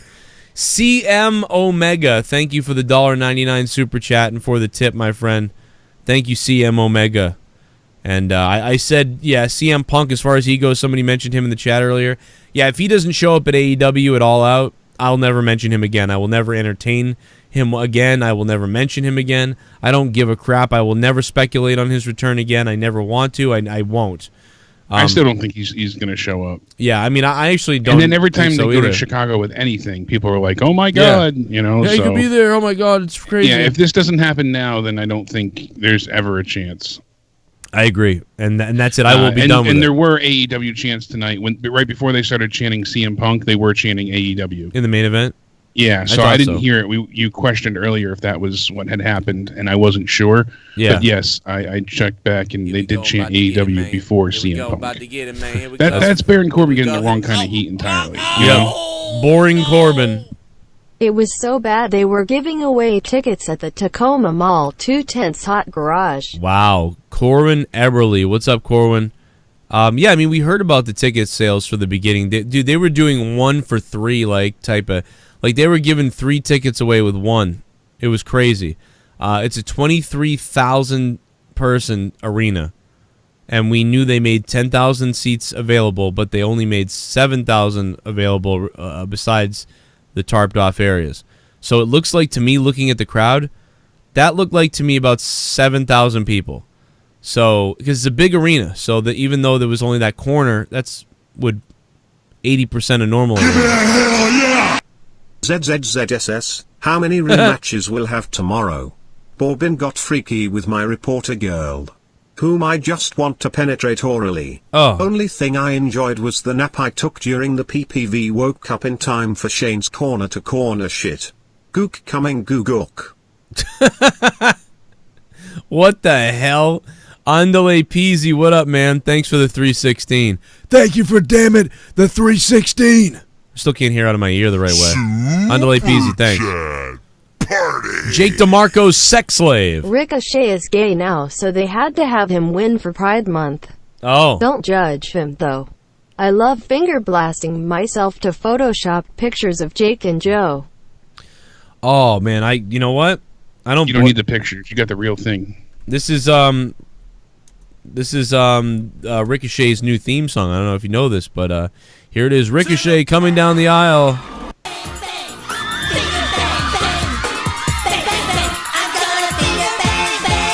Into real life. Girl, you like to finger bang too. Cause I'm the king of finger bang. Let's not fight. I'll just finger bang bang you every night. I'm gonna finger bang bang you into my life. Yeah, it's the all new finger bang intro song for Ricochet. I love Ricochet though, man. I really do like him. He might be my favorite wrestler right now. And we talked about him being that. You know, it's funny because Chroma Dream, what up, Chroma Dream? Thanks for the $1, Chroma Dream. Appreciate that. We talked about this for years with him, going back to me and Dave did a whole, thing on him when he was Prince Puma in Lucha Underground. Just like, this guy is so fucking cool. But I don't even like him as much. I like a little bit of sort of him in the WWE style. Because he can be crazy and unhinged and go all over the place. But what he's shown me is he can adapt to the WWE style and still do it too. And still have a good amount of charisma. Yeah. And still be confident and cool. He's got like that Fonz thing that, hey, no matter what he's approached with or put into. Oh God, don't say that. On top. Oh my God, Vince will put him in a fucking jacket. Super oh my God. Aleister Black has a chance. He should beat Finn. Aleister Black has a chance. He should beat Finn. Glorious Eugene, thank you. I mean, maybe. That'd be great. Aleister Black beats Finn Balor right out of the gate and becomes IC champ. I'm all Where about is it. Finn Balor? Obama. I still think he's injured. I swear. I stand by that. Maybe his ass is injured. Selafu, thank you for subbing to the channel. Yeah, I mean, if he's injured, then great. I agree with what they're doing. But why didn't they do that with Ray? Because Ray was only hurt 3 weeks. I'm a horse. Lacey, she barely a good heel cause she's going against his strong baby face like Becky, who gives her extra heat and she botches in the ring like tonight. Did she botch a lot tonight? I mean, I thought... I didn't see her botch. Elias Correa, thank you for the $4.99. Guys, I gotta be honest with you. I like Lacey Evans. I think she is a little bit different in the ring. I like her, man. I think she's a good heel. Like, yeah. I mean, Charlotte's better as a wrestler, but there's something that's, she's unorthodox a little bit, but I think she's a pretty good wrestler, and she's still. I like her gimmick too. Yeah, she's still a little bit new. I mean, I'm no doubt about it. She's still a little bit new. She's gonna botch a little bit, maybe. She's new. I think she's been doing this 3 years now. You know, and starting from NXT, I believe. She didn't wrestle in the Indies, I don't believe. I'm pretty sure she started here in NXT, but I could be wrong. I don't remember if she was in that the Mae Young Classic, and that's where, I don't remember. But the bottom line is she's still kind of new, and I think Becky and Bayley and them botched just as much as her. Yeah, it's kind of a, I unanimous. actually everybody think messes up. Lacey Evans, when she delivers moves, looks like she's really delivering them. And she's not hitting people for real, but I mean, she looks like she's really putting her all into it. I've seen times where Becky Lynch throws these soft-ass jabs and stuff. Like, so, yeah, anybody saying they don't like Lacey, I don't agree with that. She is not fucking Dana Brooke. Okay? And they threw some solid hits at each other tonight that looked pretty believable to me. Yeah, they look pretty good. I don't know, man. I think she looks good. I think she looks great in the ring. She moves good. She has a pretty good charisma. She is a little bit stiff here or there. I could see that. She does, once in a while, there's a little botch or a little bit of an off moment, but for the most part, I think she's okay. I don't see this like, oh, just bury her, she's a botch. Dude, what is this, Brie Bella? Like, we need, you know what I mean? It's not Brie Bella at all. I don't think. I mean, she's been doing this. What, did Brie Bella do this for 10 years? I think she's better than Brie Bella. She's better than Brie Bella. And she's only been doing this for, I think, 3 years. So why would I go out crap on Lacey Evans? She's not Charlotte, but she's somebody that I get mad. I actually get mad. I want Becky Lynch to kick the shit out of her. But at the same time, I look at her and I go, man, she looks pretty damn good. And this seems pretty good. Plus, I thought that opening match was pretty decent. So it was a good way to start off the show. I really agree with that. I don't know. Like, and I usually shit on all this stuff, but I mean, I'm only going to give tonight about a 5 out of 10 or 5.5 out of 10. I'd give tonight a 6, solid 6, and there are a few good reasons for it. I mean, the Daniel Bryan and Heavy Machinery match, we haven't really touched on. The crowd flipped. I love that the crowd flipped for Daniel Bryan. I expected him to get a hero's welcome, being the hometown hero, but I figured the ovation would just go for his, theme music entrance, and that would be it. No, they supported him throughout the entire match, and the chants were great from the live audience. No selling the yes kicks was another great moment. They both handed off Daniel Bryan mid-suplex. That was a really, really cool moment. They lifted Daniel Bryan. I think it was, Otis first lifts up Daniel Bryan and then just passes him off to his partner. And I was like, wow, that's cool. So mid-suplex, got him lifted in the air and just switches shoulders. And I was like, wow, they have a lot of innovative tag team moves that works really well for big guys. Going off the top rope and hitting Rowan, that was a cool spot as well. Even the roll-up, they both look good. Daniel Bryan and Eric Rowan get to keep the titles. Heavy Machinery didn't look bad in defeat. They just got beat by the veteran, team. So it wasn't like a complete, demoralizing destruction of their team.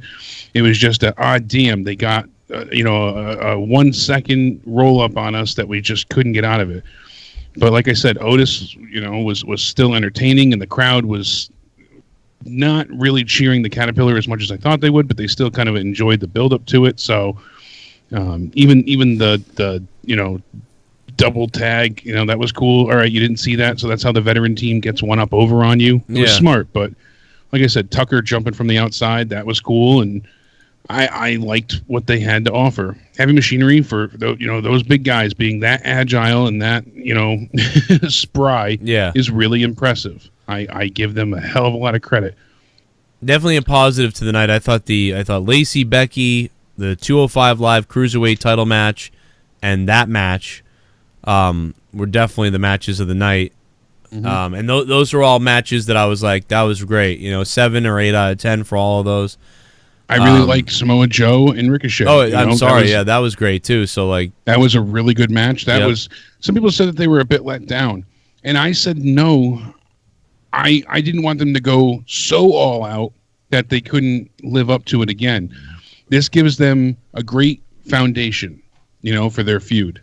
Yeah, I really like this match. People said, "Oh, well, I know they could do more and they could do better." They can certainly give us more, I guarantee it. But you don't want them to pull out every stop first time they're facing each other for the title. Let this build. Let it have time to simmer. Samoa Joe also, he did that. That's true, but like when Ricochet's going to win the belt, I would want them to do it. Don't you think you should have chased more for it? No. Really? Personally, usually I'd be the other way around, but I feel like they've been touting that he's something special, and this was the kind of sudden surprise to give him a very large push, and it kind of makes sense with his current trajectory. His finger trajectory. I think him chasing it would have meant that he would have had to lose several times, and it just wouldn't have worked with his character. He would have either had to have been beaten by Samoa Joe, and I'm tired of seeing, the good guy. Oh, he was so close yet so far, so close yet so. We see those moments enough. So for him to come out strong, Samoa Joe could say that he was surprised and didn't expect to get beat, and now Samoa Joe can chase back. And I actually like Samoa Joe being the one that's excuse me, hunting down the champion. I thought it was entertaining when he was doing it before with AJ. And everything that we got with Wendy. So, but there was one moment where Samoa Joe did a kind of like a back elbow to Ricochet. He held the back of his hand, or his head, excuse me, and he elbowed him. And they replayed it because you saw the sweat fly off Ricochet's head when he hit him. And it was executed so perfectly. And Ricochet, they're like, he might have actually been knocked out for a moment there. Like, it looked just so perfect. So perfect. And Ricochet just falls down like a sack of bricks. It was great. Really, really can't say that enough. That moment was so well done. I really very impressed by what they gave us, and just so much athleticism from Ricochet. He's jumping and bouncing all over the place, and his fast style compared to Samoa Joe's like brute force, they meshed very, very well, and they worked very well together. So I was thoroughly impressed by that. Yeah, all right, give me 1 second here. I'm just going to let me play the donation here. I don't want to miss this. Alrighty. Shit bum. Great show, Joe. Since when did Corbin get his own dressing room? Well, since he's been like for some reason favorable to the company, I guess. But he's not the general manager. Frag Dude 44, thank you for becoming a $5 shit bum. Don't know why he has his own locker room. Remember when Vince... He's had it for a while now, though, it seems. Because you've seen several backstage moments where he's had his own dressing room. So, but also, it's like, dude, he's like favorable with all the McMahons, except for that night where they were like, "We're gonna listen to you and get out of here, Corbin," and blame you. But now he's still blame him for everything. Yeah, I don't get it. My name is Kane, and I'm donating. Here comes Movado. Lacey is a decent wrestler, but what I hate is the instant push into the title picture. I like when wrestlers move up the ladder with wins. Yeah, I agree. And I like that, she's not, she's not getting the win. She was pretty good, and she was a good heel for Becky Lynch, and Becky Lynch beats her the right way, and I thought that was great.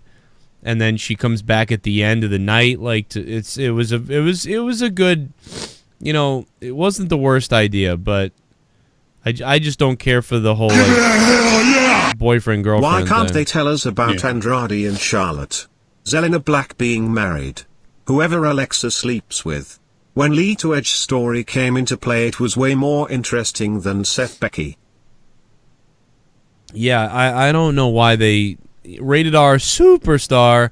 I assume it's because, you hear about Charlotte and somebody and you just go, oh, okay. But we like Andrade and Zelina. So we don't want to talk about Charlotte and Andrade because we've already got this thing going on with these two. Jordy Switzer, thanks for subbing to the channel. What's going on?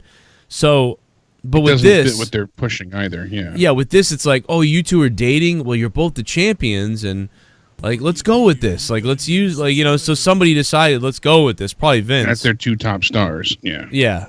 So it's just a different situation. It just happens to be that it comes about. I don't think anybody wants to know about these relationships anymore. We don't want to know. I want it all to be kayfabe. Super chat. Finn has been doing house shows with Nakamura.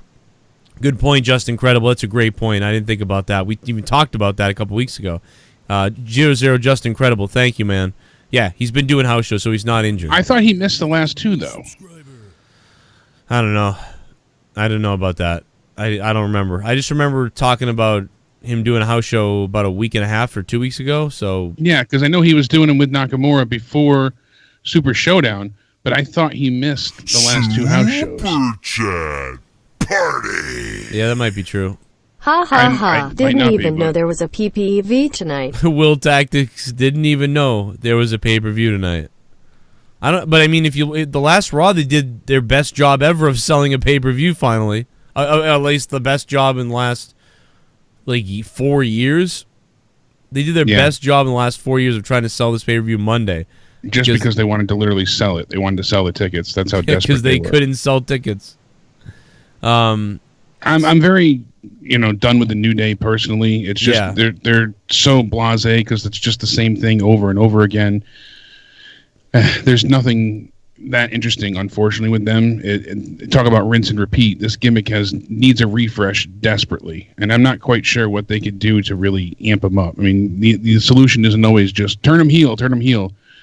So that match with Big E and Xavier Woods taking on Kevin Owens and Sami Zayn, it wasn't underwhelming, but there was nothing that enticed me to be paying attention more so in the match. I mean, there was a few good moments, Big E getting the suplex after the hot tag, and I liked the stunner, which finished the match. That was good, but again, it was a solid match, no doubt about it. To me, it was nothing that I was personally looking forward to, though. But it wasn't bad. It wasn't anything that made you wish to, churn the channel. So again, that kind of kept with the momentum. Really good opening. Second match was okay. Samoa Joe and Ricochet was really good. Daniel Bryan's tag team match, again, that was really good as well. I liked Bayley and Alexa. I felt like they had, as we said, a good amount of momentum between them two and some good moments. Although the finish was a bit awkward, it still was, solid through and through. Roman Reigns and McIntyre, that took about 12 minutes to get, I say, interesting. It was a 17-minute match, and only the last 5 minutes that I really care about. And that's pretty much when Shane started to get involved. And the crowd started chanting for Roman and got behind him again. That's when we saw, I said, the slingshot onto the announce table backwards. That was cool. And Roman really is another one. The chat said it, you said it, I've said it many times before. Roman needs new moves as well. The Superman punch looks so ineffective and weak, especially when you deliver 2, 3, or 4 in a row and the guy can still get up and stand there. I mean, he hit Shane with 2 of them, and then Shane was able to get up and do the coast to coast. So he definitely needs some new moves, and the spear to end it was just so disappointing. I was happy, though, that Roman won when they said that the feud was over. So that was another good moment. And Kofi, Dolph, that was a negative for me. I didn't care for the match. It really did nothing for either man. They focus on the escape part way too much. And some people said that the finish was, inventive by Kofi jumping over Dolph and through the ropes to land on the outside. To me, it was just, an act of desperation, but it was nothing really that incredible. So that was passable, and it was decent, but it was just a very long match. It was 20 minutes, and I felt like that really overstayed its welcome, especially when they weren't doing much in the ring. And then we get to the main event, and that what we covered. I would have made that a lot shorter, honestly. And I know they were already good on time, but would you have made that shorter, or would you have just scrapped it? Or here's the problem. The longer it went on, the more heat that they were getting for Lacey. I had no problem with anything about the main event. Here's the problem. The problem is that Becky would come out immediately. So aside from that plot hole, I thought it was great. Like, I mean, I didn't though, because I had booked, you know, like on my predictions, I said the classic way, the boring thing that's going to happen is somebody's the referee, like Shane or something, and then they're going to get knocked out at the end, and then the good referee is going to come down, regular referee, and he'll count the pinfall. Seth will retain. That is the boring way of doing it. That's probably what they'll do. And then I said, but you know, it'd be cool. We had some fantasy fun booking. Oh my god, dude! The idea of Lesnar cashing in on Corbin after Corbin winning. Yeah, and Corbin then wins through the help of the special guest ref, and then, like you said, Bray Lesnar Wyatt cashes in, and then I went crazy and had like Bray Wyatt showing up up afterwards. Oh, that would have been explosive. Insane. But as far as this goes, being the boring, predictable thing, I didn't expect Lacey, so that was smart of WWE. They actually did something smart. Problem is the little bit of a plot hole to me that Becky wouldn't come out almost immediately. So yeah, I saw a lot of tweets like, "What is she taking a shit still?" Like, yeah, you know? I mean, if you can overlook that, and listen, there's no way for them to tell you that either, because if they say, "Oh, Becky Lynch is outed," you know, like if Renee says maybe Becky can come out, where's Becky to help her man? Maybe she, you know.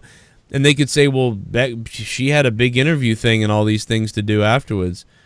And so I guess that... So if you just suspend your disbelief a little bit about that, then I thought it was well done, because you wanted to get the crowd into a fever pitch so that when Becky came out, it was like, finally, god damn it, like, kick her ass.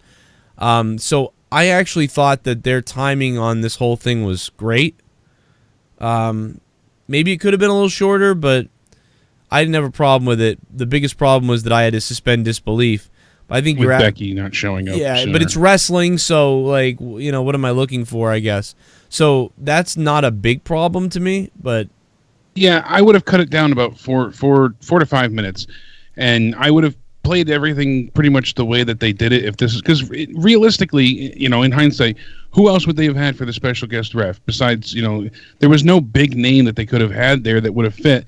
Yeah. Lesnar doesn't make sense. He's out for himself. So and he's why not is help Shane Corbin. there? Why is Shane there? Just to make... Shane didn't really fit either. It was just process of elimination, since, you know, everybody else that had a chance was beat to hell with a chair. Shane helping Baron Corbin was kind of like, okay, maybe because they're somewhat in cahoots, but even that really didn't fit. So we kind of went down the line of the usual suspects. So what if it had Lacey been... being there made sense? She's a female. Seth can't hit her. What if it had been, what if Roman Reigns had, like, beaten Drew McIntyre, and then at the end of the match, he kind of, like, snapped, and he, like, broke, like, he put the chair on, like, Drew's wrist and Shane's wrist, and he was acting crazy, and then it had been Roman Reigns was the referee. Like, imagine that. You know, and they turned him Roman heel, you know? That'd be interesting. Nobody would have saw that. Nobody would have saw that coming. And you know, they could have gone with the whole, like, Baron Corbin could have said, like, you know, I don't know. But but then that's stupid though, because like Corbin doesn't get along with him. Why would Roman do that for Corbin? You know, because so he's that tired of Seth having everything, and it turns into another thing with Dean. So it doesn't really it work great in this doesn't situation fit. either. That's the thing. Like the instant pop or shock reaction doesn't work when you think try and about put it. logic into it. So that's why Lacey Evans fits nicely. Yeah. Everybody else got beat with a chair. He would have beat anybody else up that came into the ring as the referee, because he wasn't going to lose his title. If they had said, if you attack the referee, or you lose by disqualification, then you lose the title, but then they can't make it no disqualification. He came out wielding the chair, and so you can't make it no disqualification then if you put that stipulation in. Yep. And so that's the thing. So it just kind of they wrote themselves into a corner, and I think Lacey was a good choice. I would have just some people said too. I don't think they wrote themselves in a corner though. I feel like I know we crap on them for a lot of things. This was pretty well thought out. Yeah, they made a smart decision. There was just I shouldn't say there was no other logical choice. Well, that's why they did it, I think. I mean, I think they knew what they were doing. That they wrote themselves into a corner, but there was no other logical option here for them to have. And I'm okay with it. I thought that worked for the story. And even Becky, not coming out, okay, maybe they'll have a reason, and I doubt they will. If they explain it somehow, that'd be cool. But it was funny when you think about it now that she only came out once Seth got hit in the balls, so she was protecting, her namesake there. But yeah, she's like, children. Oh, I needed that dick tonight. Exactly. She's like, I got to go out there and make sure it doesn't happen again. But thanks for following the sub, Frag dude. How you doing, man? I wonder why you don't see also, heel refs like that ever just keep counting. Even when the star kicks out, why don't they ever just count to 3 in those moments? It's like you already have control of the match. Yeah, just come out, just go. Like, that's all you need to do. Those kind of things. So, but, all in all, it did work. It was serviceable. It wasn't a total eye roll. The thing is, Baron Corbin isn't getting the kind of heat that I think they think he's getting. It's clearly when the crowd is lost like that and you get the CM Punk chants and the AEW chants, that's what they need to avoid as much as possible. So if they made this more of like a crash, like a car crash scenario where they're both hot right out of the gates, they're beating each other up, and Seth hits him with a chair. Oh, or he hits Seth with a chair. Now it's no disqualification. Like him waiting on the outside for so long, waiting to get up, and then she says, "Oh, it's no count out." I like that moment, but I wish it didn't drag on for so long as it felt. It felt very stretched out. That's a minute they could have cut out right there. They wanted to drag it out, though. I could tell, like, they just wanted to do that. So, yeah, there was no stopping because the pay-per-view was ending early as well. So, I mean, it ended at 10:20. By the way, Corbin, Corbin gets really boring heat. I think Lacey gets good heat. I think she's really doing a good job. 404, what's up? What's up, Joe? This Black Russian. What's up, Jake? What's up, man? I literally just liked your tweet. I was like, oh, shit, but I just happened to get you. What's up, dude? Nothing, bro. I was there tonight, man. I live in Tacoma now. I used to live in Atlanta. That's why you got the 404 number. Whoa. But I used to live in Atlanta. We moved out here. My wife and I moved out here for a job. But I was there. I was like, why not? I love this shit. Why not go to it? It's in my home city right now. So right. It was a pretty good show in person. I mean, I know it sounds cliche, but everything's better when you're there in the arena. You know what I'm saying? Well, like for us to give it we're giving it 5s and 6s. So I would assume if you were there, it was like a 7 or an 8 because it was probably fun. Yeah. It was fun, but I'd have to agree with you and Jake's score of 5 or 6s.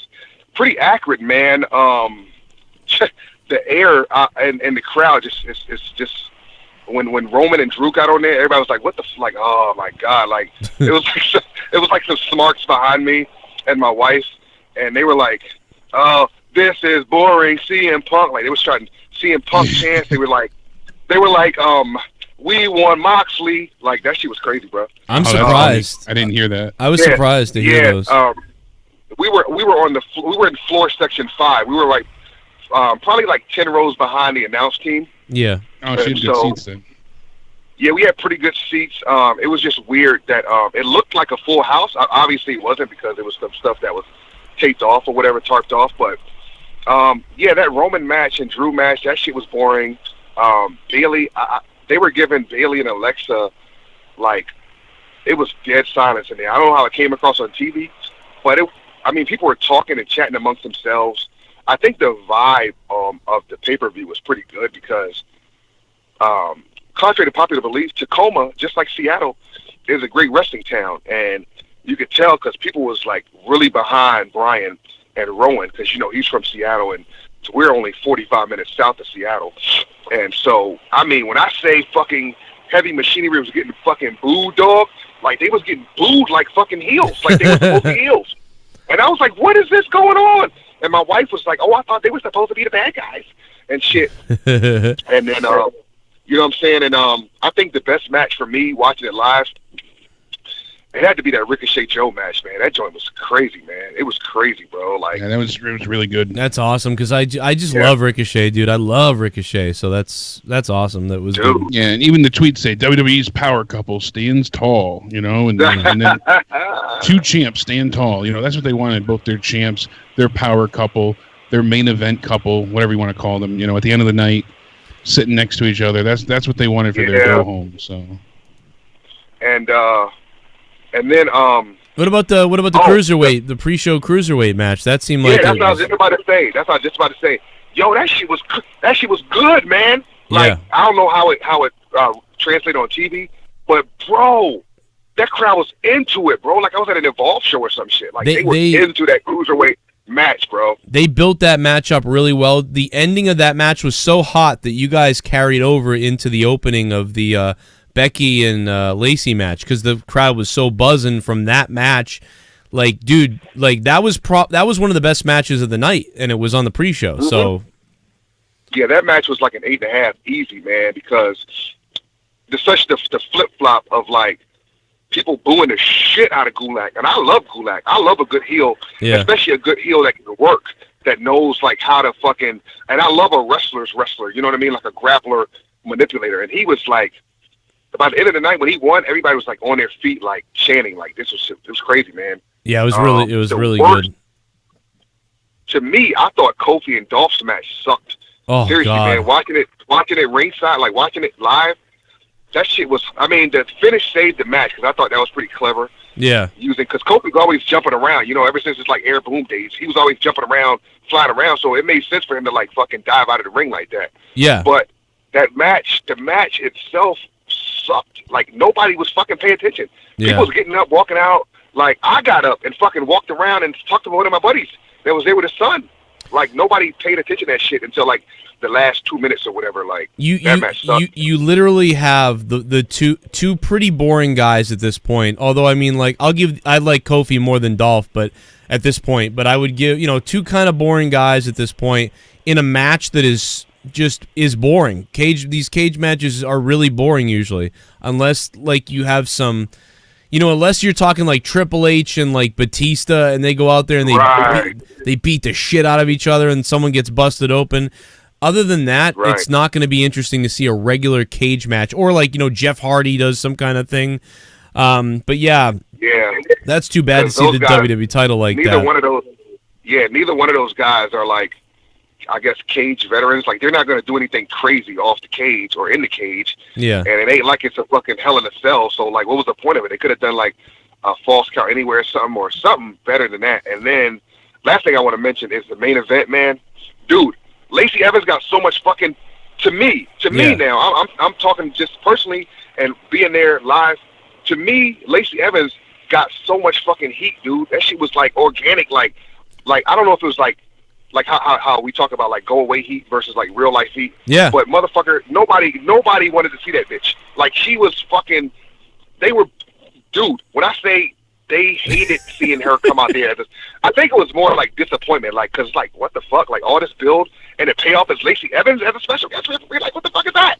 Yeah. Well, that's like, did you? We're waiting for some big name. Yeah, like Jake had it perfect. Like he's been beating up everybody with a chair, but he's not going to hit a woman with the chair. So it was like, wow, like that's really made a lot of sense that it was her.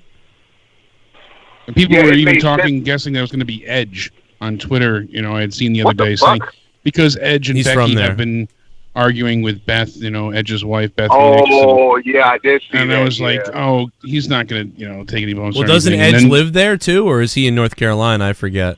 I'm not sure. And they were saying the only reason it made sense in the same regards is because, Edge can't be hit. Same reason because he wouldn't hit a woman because Edge, with his neck and all that stuff. So Seth wouldn't attack him, but he could still screw Seth over because of all the feud they had on Twitter. But that was still a huge reach and a lot of bullshit. And I don't think Edge would come and be a heel role for that either. And then on top of it, you knew it wasn't going to be anything with Bray Wyatt. A lot of people seemed to believe that he was going to be the one to be the ref, and I just don't see how that made sense. I didn't see it either, man. Me and the guy that was next to me was talking, and he was like, you think it'll be Bray? I was like, what is it? Like, that doesn't even make any sense. Like, what motive would Bray have? Yeah. He was like, he wants the championship that he never lost. I'm like, he didn't. What the fuck are you talking about? Yeah, that's he didn't lose the Universal Championship. Like, what are you talking about, dude? I don't have. And then people were like, the crowd was like, great. oh my god. I can't wait. We want people was like, we want Lesnar. I'm like, dude, this motherfucker's not showing up for this fucking C-level pay-per-view in fucking dreary, rainy-ass Tacoma. He ain't coming out here. Well, in an arena where you could have had 23,000 people in that arena, and you had about 7,000. But yeah, I'm gonna have to tweet you guys the video. It was. I mean, the normal sections, like hard camera side, facing the crowd, how we see on TV. Of course, that's going to look full. There were people up in the nosebleeds, though, surprisingly. I think they were selling tickets for like $20 at the door just to get people in, and then they were moving people up. So, like, if you played your cards right, if you were back like in 200s or whatever, you could move up a little bit if you played your cards right. Well, the crowd was really kind of lean. The crowd was great as far like you guys were loud almost all night. Like it was very good, despite It sounded full. Like, dude, you think about this: the arena was half of less. What was it like? Only 40% of the arena was filled, and that sounds accurate, man. And yet the crowd sounded great. Oh, it was some true fans in there, man. Like I said, I was surrounded by a bunch of smarts, and it was a lot of kids in there because you could hear that. You could probably hear it on TV. They were like, "Let's go around, man, blah blah blah," whatever. But especially with that family package being sold, the like adults 3 for 1. Yeah, it was crazy. It was crazy. But all in all, man, I'd have to give it, man, to just finish up here. Let me want to move on. I'd probably give it a solid. I'd give it a solid 5.5, man. 5.5 is pretty decent. That's exactly what I gave it. That's so funny. Yeah, the second half, Roman is like a fucking. I like Roman as a worker. I don't think it's anything wrong with him being in this mid-card kind of purgatory right now. It's just like he just is not. He's not exciting, man. And Drew is not that exciting either. Like he's lost his swagger. You know what I mean? Yeah. Fucking with Shane, like being his fucking henchman. And I thought for a minute, my wife was like, "Why doesn't Bobby Lashley be like the guest referee?" And I was like, "Oh shit, I don't know." Well, I don't know. Why wasn't Bobby Lashley the guest referee? Well, Seth did Seth hit him with a chair and scare him off? I don't know. I can't remember. Yeah, I mean, Seth probably would have attacked him too, I guess. I mean, I don't know. And I mean, how are you going to attack the ref when the match is starting now anyway? So maybe that was another argument. People said, well, yeah, it's a woman, so he can't hit her. He won't hit her. But at the same time, if somebody's already the ref and the match is starting, well, but why wouldn't he hit him? Because what's going to happen? He gets disqualified. He still keeps his belt, so there's no reason for him not to attack the ref. Yeah, I guess that's what I'm saying. They would have had to put that stipulation in of if you get disqualified, then you lose your title. Hey, that would have been the only way to protect the referee. Black, before you go, man, Black Russian's on the phone. Brother? Before you go, what's up with? I was looking at your Twitter account. Boycott the NFL. Why is that? Oh man, just being a brother in today's society, man. I just felt like at the time it was right, man, for me not to watch the NFL, man, because I believe in equality, man, and everybody's not treated equal in the NFL, and I'm not going to pay money or even give my time to a sport that it's not inclusive. What do you mean? That's what that's about. Well, what do you mean though? Like, there's more black players than white players. Are you talking about outside the NFL and them not letting the kneeling happen? Yeah, that's what I'm talking about, man. I'm talking about the kneeling. Specifically, I'm talking about the kneeling. Okay, all right. That makes sense to me. I mean, I still keep up with it. I'm a Redskins fan because I'm from Virginia, and that's just what we did. That's not good though, Black Russian though. Your team is racist to Indian people, to Native Americans. I know, bro. I know. But I've been liking them since fucking Theismann and fucking. But you know what I mean? But man, I don't know. You want equality, but your team's mocking the Native Americans.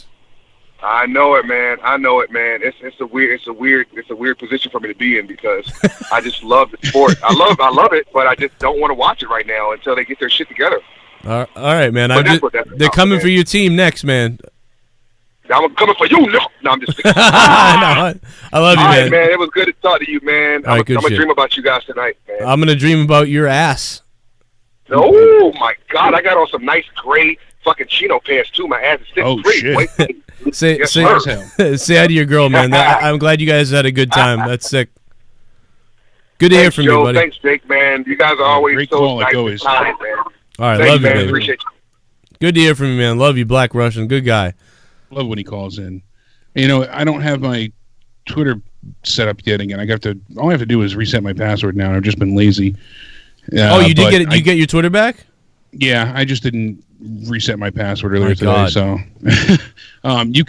Becky says on Twitter, you can slow count, you can slap him in the face, but if you nut shot him, then expect an ass whooping. Oh, see, so it was the nut shot. It was literally the ball tap of doom. It was the ball sack shot.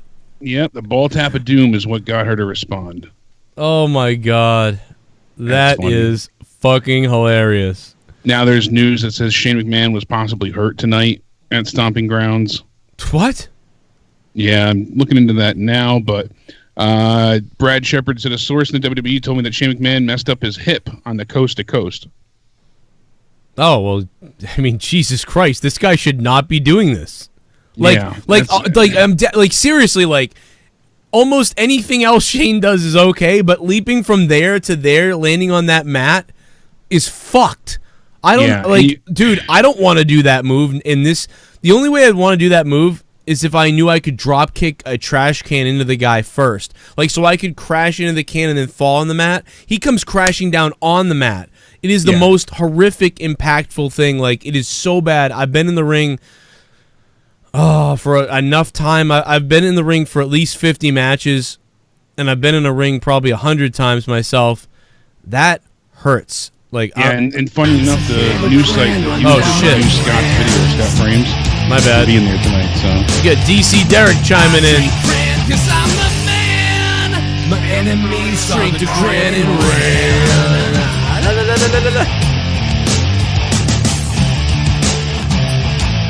DC Derek taking over the top donation spot. Come on, make me believe in tasty. I'm so thirsty, would you enter me?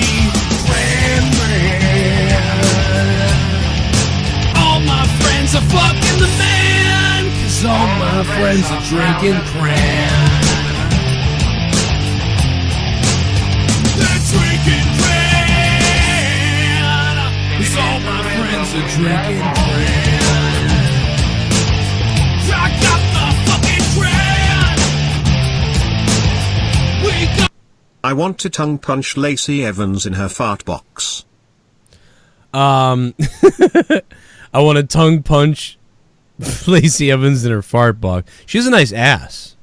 So, DC Derek, that could be why. DC Derek, thank you so much, dude. $17 from DC Derek. We're funded by you guys, so that's appreciated. Thank you guys for keeping me alive on the show. And Patron, guys, everybody listening right now, if you like the podcast, you like the wrestling, you like all the other bullshit, and if you like the non-wrestling and the comedy, listen to me. I swear to fucking God, there's 1,000 of you guys in here.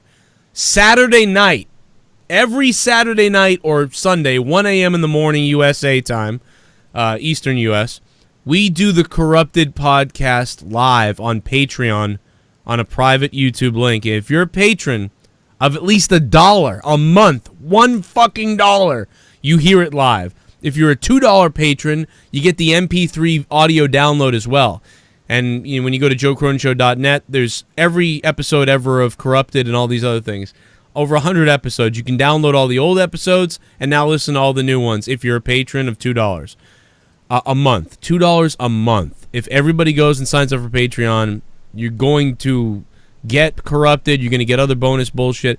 But Saturday, we did 3 hours on the podcast, plus the post and pre-show. We did a total of like 4.5 hours. It was fucking gold.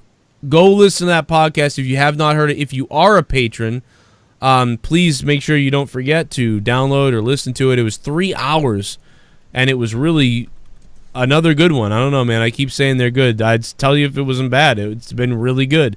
The Corrupted podcast has been voted the best thing that I do. So if you don't listen to it, I don't know why not. But maybe you're not into the non-wrestling talk, but, it's pretty funny, man. We started the show with, I was telling about our neighbors' stories and stuff like that, and we got into this old guy at Ken's house who was just, senile, and he was like, let's get into the meat and potatoes. And we just started talking about that and had fun the rest of the night. It's a long episode. It's up, and, you should go check it out. So if you haven't become a patron, patreon.com/Joe Cronin Show. The link is down below. And you can go check it out. Check out the free stuff that's on there. But a lot of people become $5 patrons because then you get a whole bunch more content. Then there's people who have jumped into the $10 VIP. Chris Cabaco at the $5 spot yesterday. Thanks to Chris. Juan Garibay is there. Serial Iceman is there. Kevin G in the $1 spot. We got new other people like Friendly's in the 10 spot. EJW is back in the $10 VIP. You're going to get the Discord link, so if you haven't gotten the VIP Discord, just hit me up on Patreon. I respond to every Patreon message, usually within 24 hours. Danny's $5 pledge. Jimmy Martin went from $5 to $10. Mike Jones is back. Mike is in the $25 producer spot. You guys will see the producer credits down below in the description box. Anybody's at $25 or above gets that, and you guys are below. You're going above and beyond. Anyway, I don't have any commercials for fucking products on my show. All I can do is advertise my own shit. So there it is. I'm done with my advertisement of Patreon. So you're welcome. Yeah. But you should be on there because it's not just a crowdfunding thing where you're supporting the show. You know, you're also getting hopefully 30 hours of bonus content a month if you're in the $5-10 spot. I believe this is Scott that was there tonight, 360. Good evening, gentlemen. How are you guys? I am doing great. I'm in love with myself. What's going on, bud? Well, nothing much. Just got home. Joe, I know you're always in love with yourself, but that's fine because you're fantastic. Okay, hell yeah. They lost. The show was fine until the last two matches. Obviously, at the end, they lost the crowd because Lacey Evans as a special ref was fucking retarded. But the Kofi Dolph match was just so bad. Who did you want to be the referee? I wanted them to go like outside the box. They did. Go outside.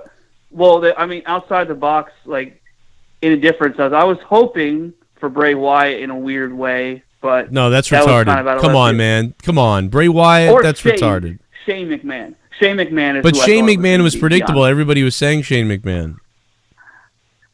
I just don't have any. Like I don't. I'm being Road Dogg right now. I'm trying to be Road Dogg. You want something outside the box? Shane is not really outside the box. Bray Wyatt would have been retarded, and I think he would have been retarded because he's got to be coming out with this whole new thing, and now he's the referee in this match. You know, I don't know. Yeah. And then I feel like this was outside the box. I feel like you were actually doing what you're supposed to do. Like this has actually made people mad, and they think that it should have been somebody else. But it's like who this? I thought it was perfect, to be honest. Even though I was like, what at first? I was like, what the fuck? After all that, but then it started to make more and more sense. And I was like, oh, you know. God damn it. When it first happened, I was more against it because I'm like, because I got to keep the relationship in focus. But I don't like the relationship handled shit. It well. She did really a good job as the referee. So I thought she would have been more shit, honestly. Just it's that simple. I thought she would have sucked at it, and she did a good job. She held up, her end well. But yeah, but people there were really mad about it, I know. And you could tell because you guys started with the chants that were weird. We hadn't heard those all night. I think they were just more pissed too because Baron Corbin was so damn boring at first.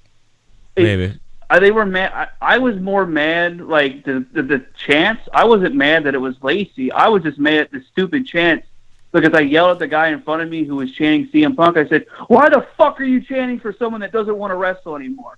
Stop it! It's fucking. I can't stand it." But the chant, the best chant of the night. Too. They chanted "Please recycle" during the Heavy Machinery Daniel Bryan match. That was funny. Then drive a Prius. That was I just laughed, but it was people were complaining about how the crowd was, like the amount of people there. If that was any normal arena, they would have sold that place out. Not even because there were about I'd say 13,000. No, rough 13 to 4. One side was full. The entire side that I saw. Really? Yeah, I mean, but even having that one side because they brought the stage forward too. Yeah, I mean, dude, it wasn't even half of the arena. It was like a little more than a third. There was there was no more than 8,000 people there. Oh well, I mean, I know it looks like that too, but I had other like full shots from people, and the way you could tell. Here's why. Half of it split down the middle. Scott was almost cut off. If you look at the arena behind the stage and all around you, all above, all around you, half the arena was not full, right? Mm-hmm. Right. Correct. Okay, I mean, so I wait a only minute. see So what was around me. So let me give you my logic. Half the arena was not full. That's a fact, right? So we know that. We can see the pictures. Correct. You were there. Half the arena was not full. 23,000 divided by 2 is 11,500. That's half. So it was not half. We can all agree it wasn't half full. So therefore, I'm telling you that I believe 7,000 people were there.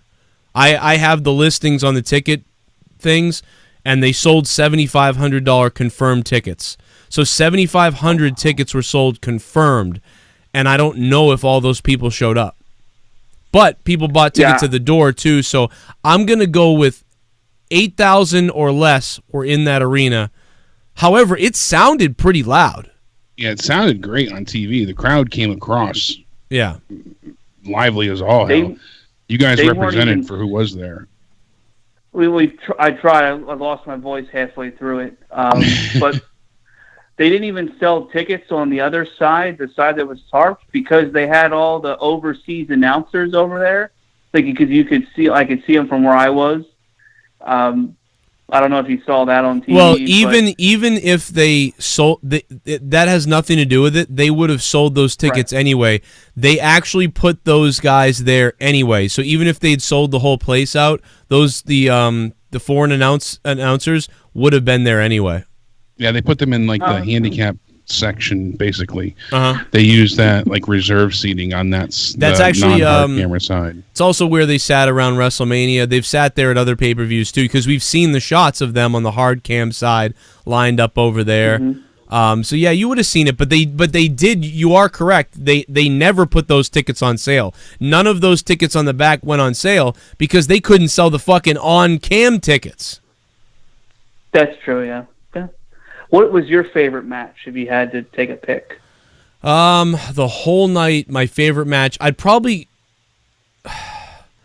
think it's probably Ricochet and Joe, and then it's probably like 205 Live, Cruiserweight title, and then it's probably Daniel Bryan and Heavy Machinery's match, and then it's probably Lacey Evans and Becky. Like, I thought all those matches were pretty good, and so and even Becky and Lacey I thought was like real. I enjoyed it. It wasn't terrible. I enjoyed the Cruiserweight match, but did you check out Ricochet on his entrance? I'm sure that'll be on Botchamania somewhere. That he fell over. When he did the springboard back off the ropes, usually he lands on his knee, and he just kind of ate it, and he landed flat on his stomach. I have been waiting for him to botch that. Like, every time he does it, I'm like, oh, is he going to screw it up? I forgot to bring that up time? Earlier. I even rewound it to show Danny because he went, and I was like, oh, he fell. She's like, I didn't see it. I'm like, oh, this is great. Imagine if he just finger blasted himself. No, I'm sorry. I don't know. I had to do it. Come on.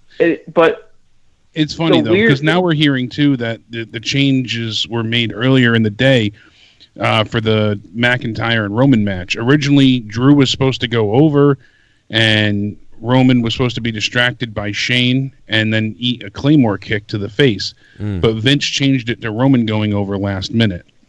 And then apparently there were also some stars in the back that were quite upset that they were supposed to be used on or throughout the show, and they found out last minute they're booked for the next day, not tonight. That's interesting too. Wow. Raw's in the same area. It's in Everett. I'm not going tomorrow because it's just going to be shit you saw tonight. This is going to be the same thing for the most part, besides a couple things here and there. But I wasn't mad about the show, but I don't know how other people thought it was. So, I mean, a lot of people seem to be like in the 5 or 6. That's the general consensus so far. So, and you guys sounded good on TV. That's the other thing for it was a small crowd, dude. It's funny because we had one of the smallest pay-per-view crowds ever, or in a long time, and yet they were in one of the biggest arenas for a pay-per-view. Yeah. But the fact that you were mic'd so well really helped out. Yeah, it was fun. The people near us, just idiots, just fucking idiots. Someone tried to make a Chris Benoit joke during one of the matches. That was fucking stupid, but yeah, you don't need I that enjoyed shit. it. Yeah, he said they were talking about a crossface, and I guess some lady was said something. He's like, "Oh, as long as it's not to a wife or a kid, it's fine." And I'm just like, come on, you fucking people are dumb. But I enjoyed it. Extreme Rules is gonna be the same matches, except they're gonna have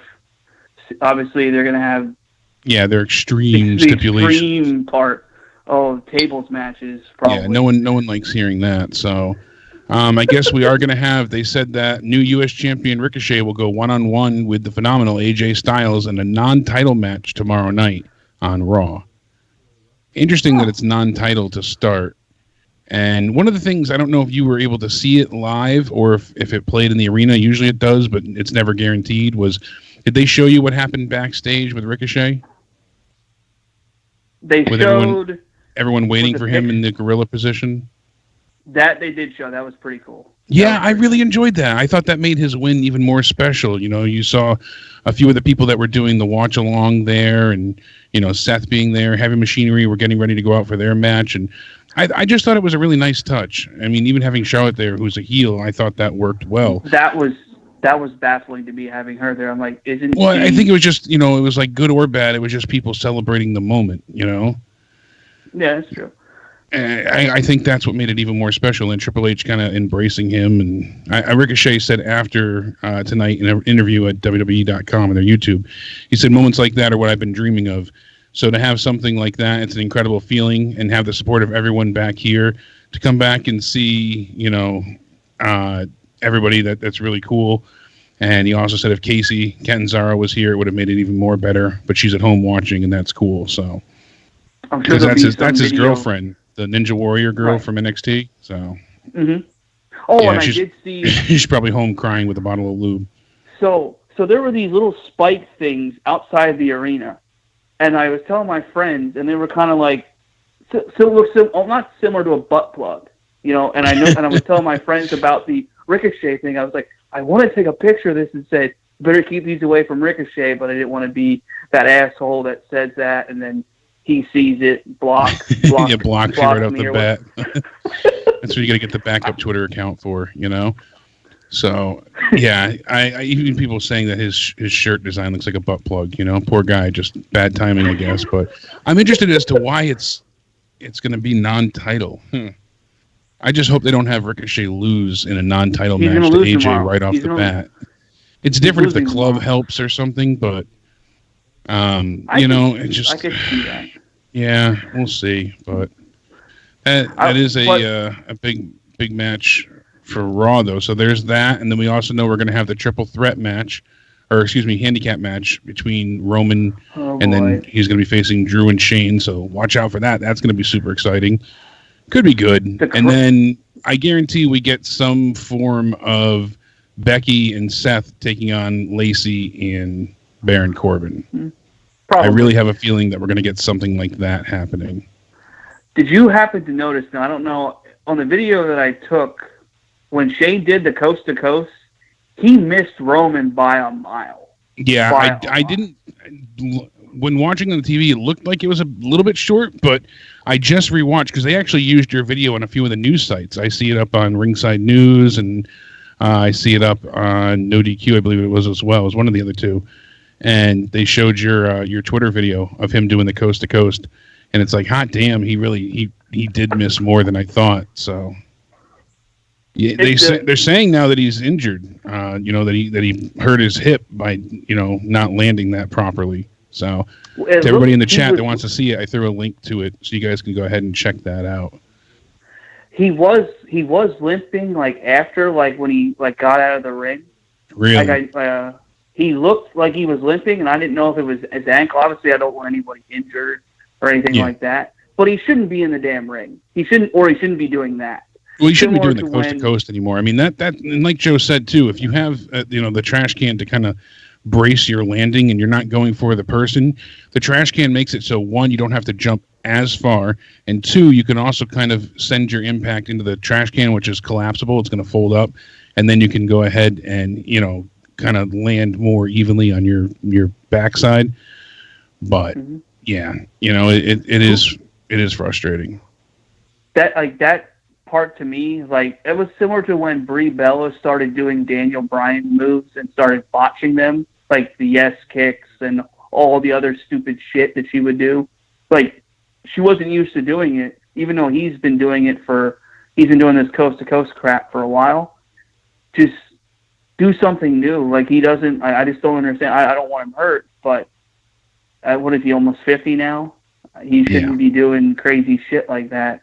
Well, I mean, he still takes crazy bumps, but that one's just really easy to mess up and form, from execution. So I'm also looking through here, the WWE 365 covered a lot tonight, I guess, with Alexa Bliss. And I'm actually really curious to see if they talk about a lot of the injury angle, obviously, that she endured over the last year, if they're going to bring up the concussions and things like that.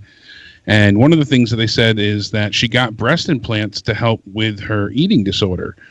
That, she said that there are studies that show implants can help women recovering from eating disorders. They feel more womanly and feel better about their bodies and self-image. And she said she won't regret doing that for herself because it helped her getting over her eating disorder and her body issues. So her doctor recommended that she have implants, and you have to get them changed out every 10 years. So this is what was done last year when she was out of action for a bit. And we knew that she had the implants, changed or at least adjusted at that point. And there was a time, though, where she was only 85 pounds. Wow. So. Holy crap. Yeah, she was suffering very badly from an eating disorder. That reminds me of Nicole Richie. Before she had her kid or whatever.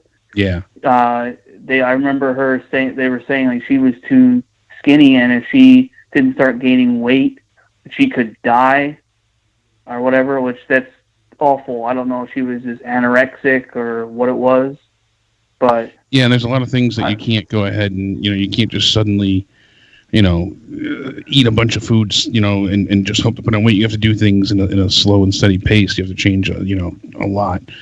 It's not like people say, just eat a burger, you'll be fine, because now your stomach and your body can't handle certain foods, and you got to change your diet. So might throw it's a big struggle. Yeah. But all in all, I'm glad that they're kind of showcasing a lot of this, and I'm curious to see if they go into the concussion angle with her, so we get a little bit more insight and information to, was she injured fully as bad as we thought, or was she just being cautious? Were they holding her back, or was it worse than kind of people anticipated? I'm if they do after. If they do that, though, wouldn't that kind of make her a face to get people to feel sorry for her? I kind of almost assume that that's what they're going to do eventually with her. I think that they might do that with, Nikki kind of helping her become less of a shithead. We saw that, with her tonight still looking mad when she didn't win, but I think that instead of her turning on Nikki, I think Nikki might make her turn instead. Nikki might turn her into a good person. That was discussed at one point, and we didn't really talk much about it, but it could be interesting if they pull it off right. The crowd did not like Bayley, Heavy Machinery, and obviously they couldn't stand Dolph. But question for you: where would Kofi go from here? Kevin Owens again? Yeah, I mean, that's what it seems like. Kevin Owens mentioned the other day that he's not done with him yet, and I think that's what they're going to end up doing. And I'm okay with it. We only got the one match at Money in the Bank, really, so I'll let them go ahead and have a chance to feud with each other. I think that'll be okay in the meantime. But who else is a ready contender on SmackDown? There isn't really anybody set up right now to go for the WWE Championship. They have to start paying attention to and building different people. Who would even challenge Seth Rollins when all this Corbin crap is over? There's no one really ready on Raw either. Yeah, there isn't. And that's the thing, though, and I appreciate what Jericho said the other day. He said, there's heat and then there's go-away heat, and that's what Baron Corbin has. He said he's a solid worker, good personality, a great guy, but he's not ready for the main event, especially when you got Samoa Joe, 4 or 5 matches down working the U.S. title. And he said flip-flop it, and I really hope that kind of resonated with WWE when they heard that. That's a great Samoa point. Joe, Jericho made a fantastic point. Samoa Joe loses the U.S. title tonight, and now he goes on to face Seth Rollins, and they build one hell of a program out of that. That would be fantastic. And it almost makes me think that might be what they're doing because, now we're having AJ Styles take on Ricochet tomorrow night, so Samoa Joe obviously isn't getting a rematch, at least not yet. Wait. Is Samoa Joe on Raw? Yeah. Yeah. Yeah, I know it's so hard to keep track of because of this. I don't know. I don't know where anybody is anymore because of the wild card. Let me play. Samoa Joe's on Raw and Finn Balor with the IC titles on SmackDown. That IC belt is dying. They need to fucking fix that as soon as possible. I thought it would be kind of revived a bit when Finn had it, and unfortunately, we haven't gotten shit with it. Finn has only defended it the one time on, the friggin'... Or twice now, excuse me. This is like Dean Ambrose. Once at Money in the Bank. This is like Dean Ambrose with the U.S. title back in 2014. So, let me. Him and Nakamura would be great. Let them two go back into it. Yeah, I'd like to see that not just be on house shows. Nakamura hasn't done anything in a great deal of time, and I'm sure those two could put on some fantastic matches together. Yeah. One of the matches I watched from a house show previously was really good. I mentioned that out of nowhere 2 or 3 weeks ago. So I mean those guys have good. They'll be good if just get the belt. Just God damn it, just do something with the damn belt. Same thing with the women's tag team belts. They've had the one defense since they could have put that match tonight. I mean, I don't know why there wasn't a women's tag title match. They were in the back for the watch along for quite a while. I believe at one point. So it's like. They're there. Why aren't you using them? I mean, the one thing I'll say about tonight is it was just enough. The show started at 7. It ended by what I don't know, 10:30 maybe? 10:20 it was over, I believe. Yeah, it's still light out. It was still light out here. Yeah, they could have went ahead and had one more match, or they could have moved the cruiserweights to the main card and not had a pre-show. I would have done it that way, but why didn't they have a women's tag title match? You added the women's tag titles, and you've barely seen them defended. Yeah, I mean, almost nothing's happened with those belts since they've been debuted. It's not bothering as long as they're. It's not bothering me as much, only because I don't want too many matches on a pay-per-view. So I felt it was nice that the pay-per-view wasn't too long any longer, and I would have started being angry and tired more. So I don't know, but at the same time, yeah, it's kind of like why aren't these belts? But I mean, where's the Raw?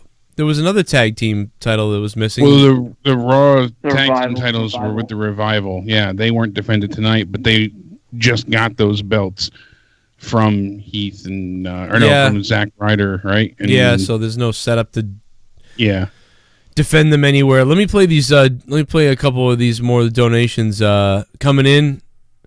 And I'm ready to go, baby. It's such good shit. Oh my God.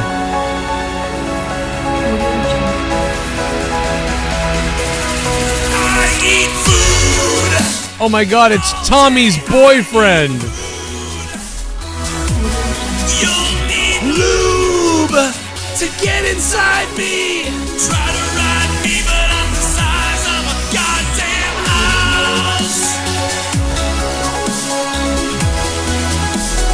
Do not take masturbate.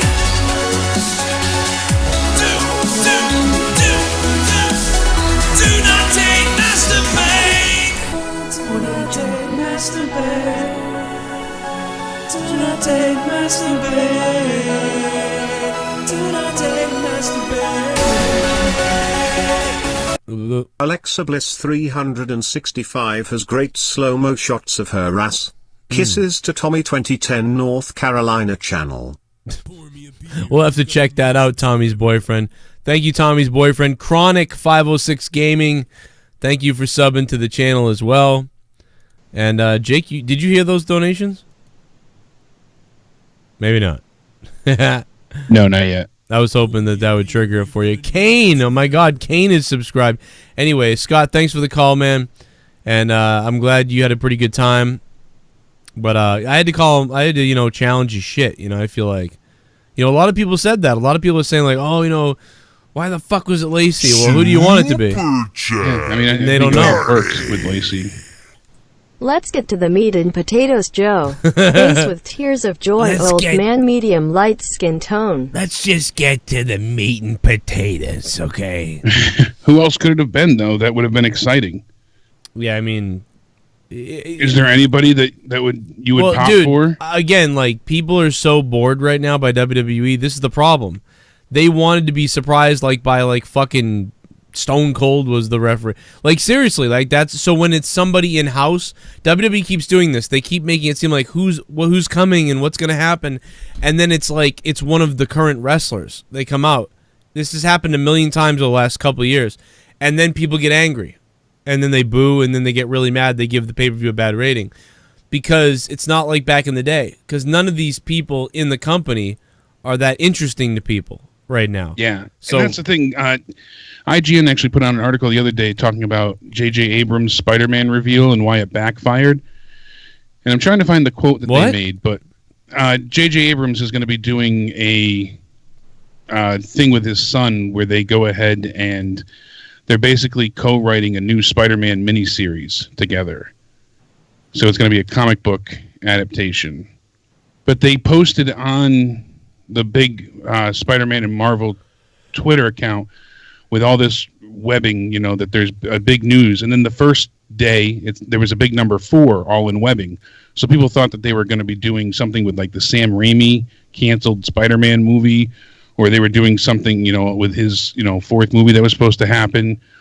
And they let people kind of just run amok with theories and ideas. And instead, you know, they started out the countdown at 4. So people were like, oh, it's not a crossover with the Fantastic Four. You know, basically everyone speculated all these great things. So when the reveal finally came down to it, it was just like, oh, J.J. Abrams is going to be writing a comic with his son. Oh, okay.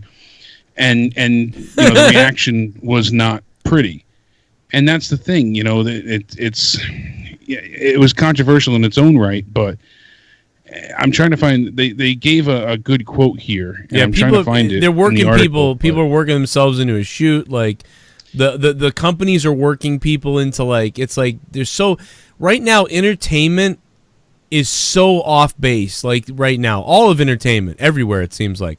Entertainment is so fucked right now. Like, dude, there was a guy who wrote a hit piece on my buddy Jeremy the Quartering the other day, and in the hit piece, he used Boogie 2988, right? And I saw that. They even attacked Angry Joe. And, right. But on top of that, not only did the guy write a hit piece about, oh, Angry Joe and Boogie and all these people are just are just angry people against video games. First of all, they're cashing in on their anger.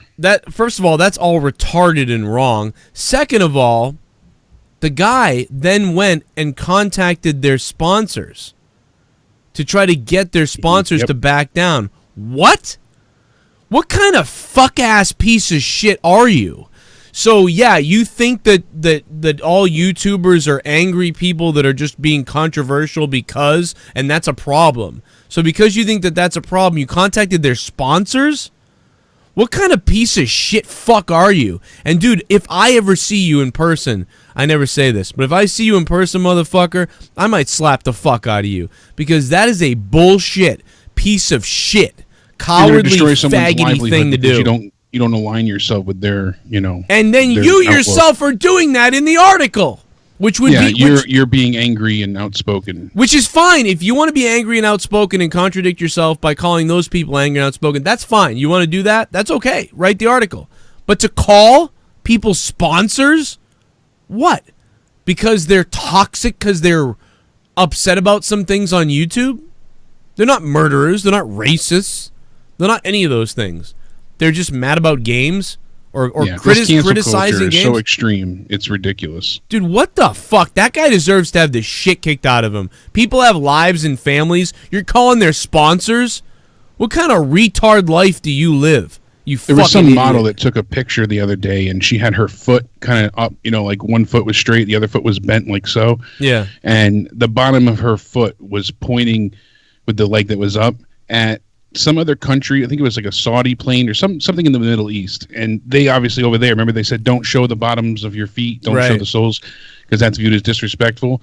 And whatever plane was far in the background was of that country's, you know, location, origin, whatever you want to put it. Yeah. So because her foot was pointed towards the plane, they took it as like an Islamic anti-whatever, photo. Yeah. She's like, I didn't even know there was anything legible in the background. It was supposed to be blurred out. And, yeah. But everyone's, cancel her, burn her down. She's a witch and get rid of her sponsors. And immediately they go to the sponsors. That's their first tactic. It's ungodly. But well, when I was watching Jeremy's video, and one of the things or it might have been him or Boogie. It might have been Boogie. I don't know who it was.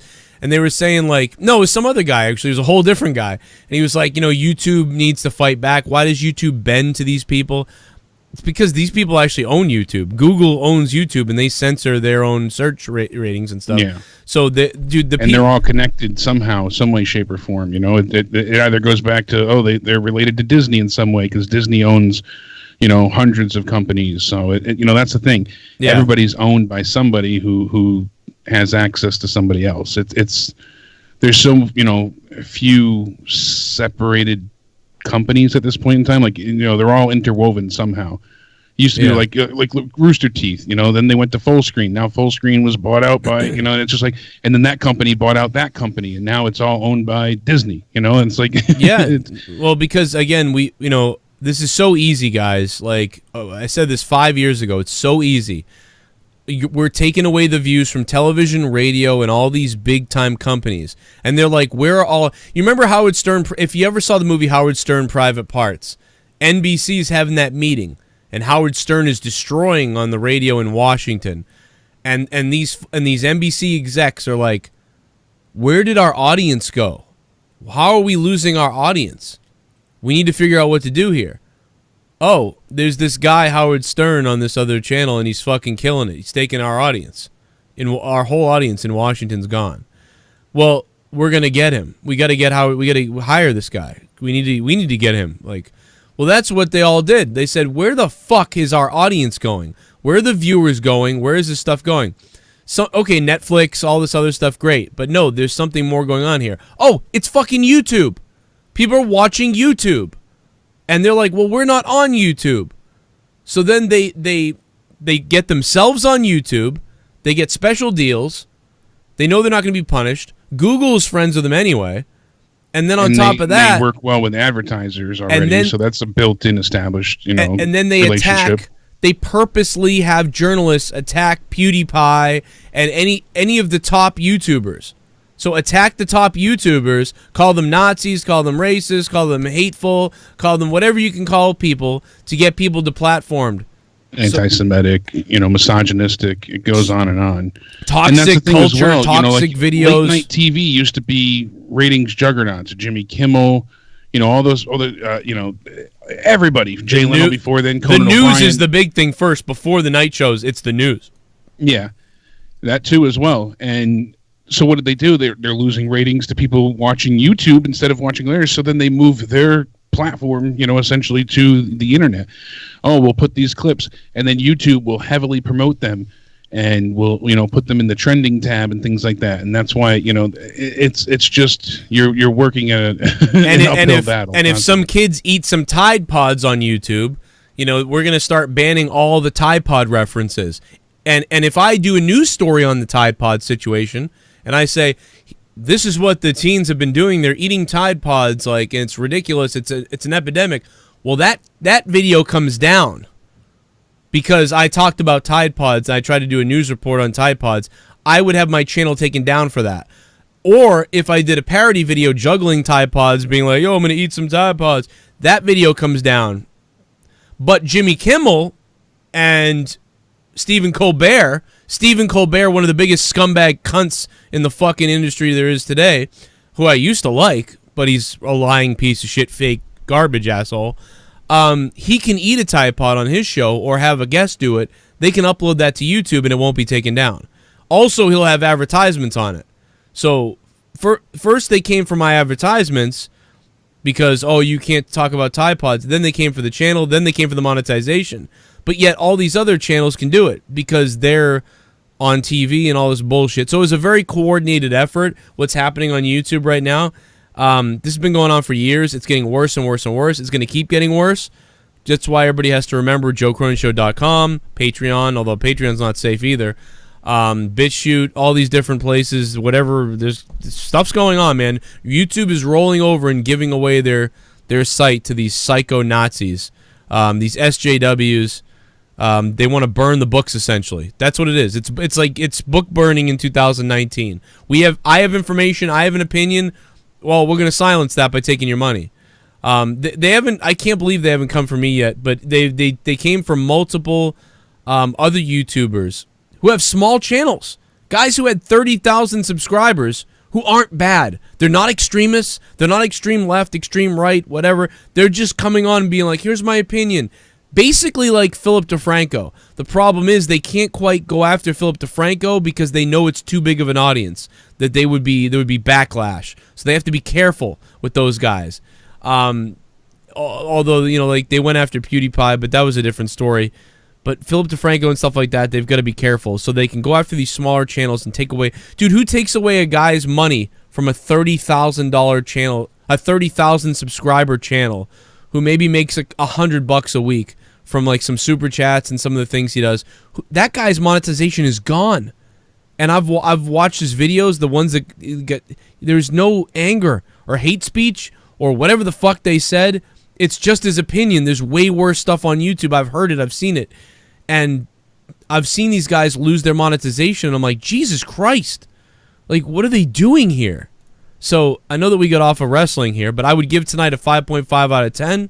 Yeah, going back to the point I was trying to make, I found the quote in the article, and it really sums up the special guest referee situation.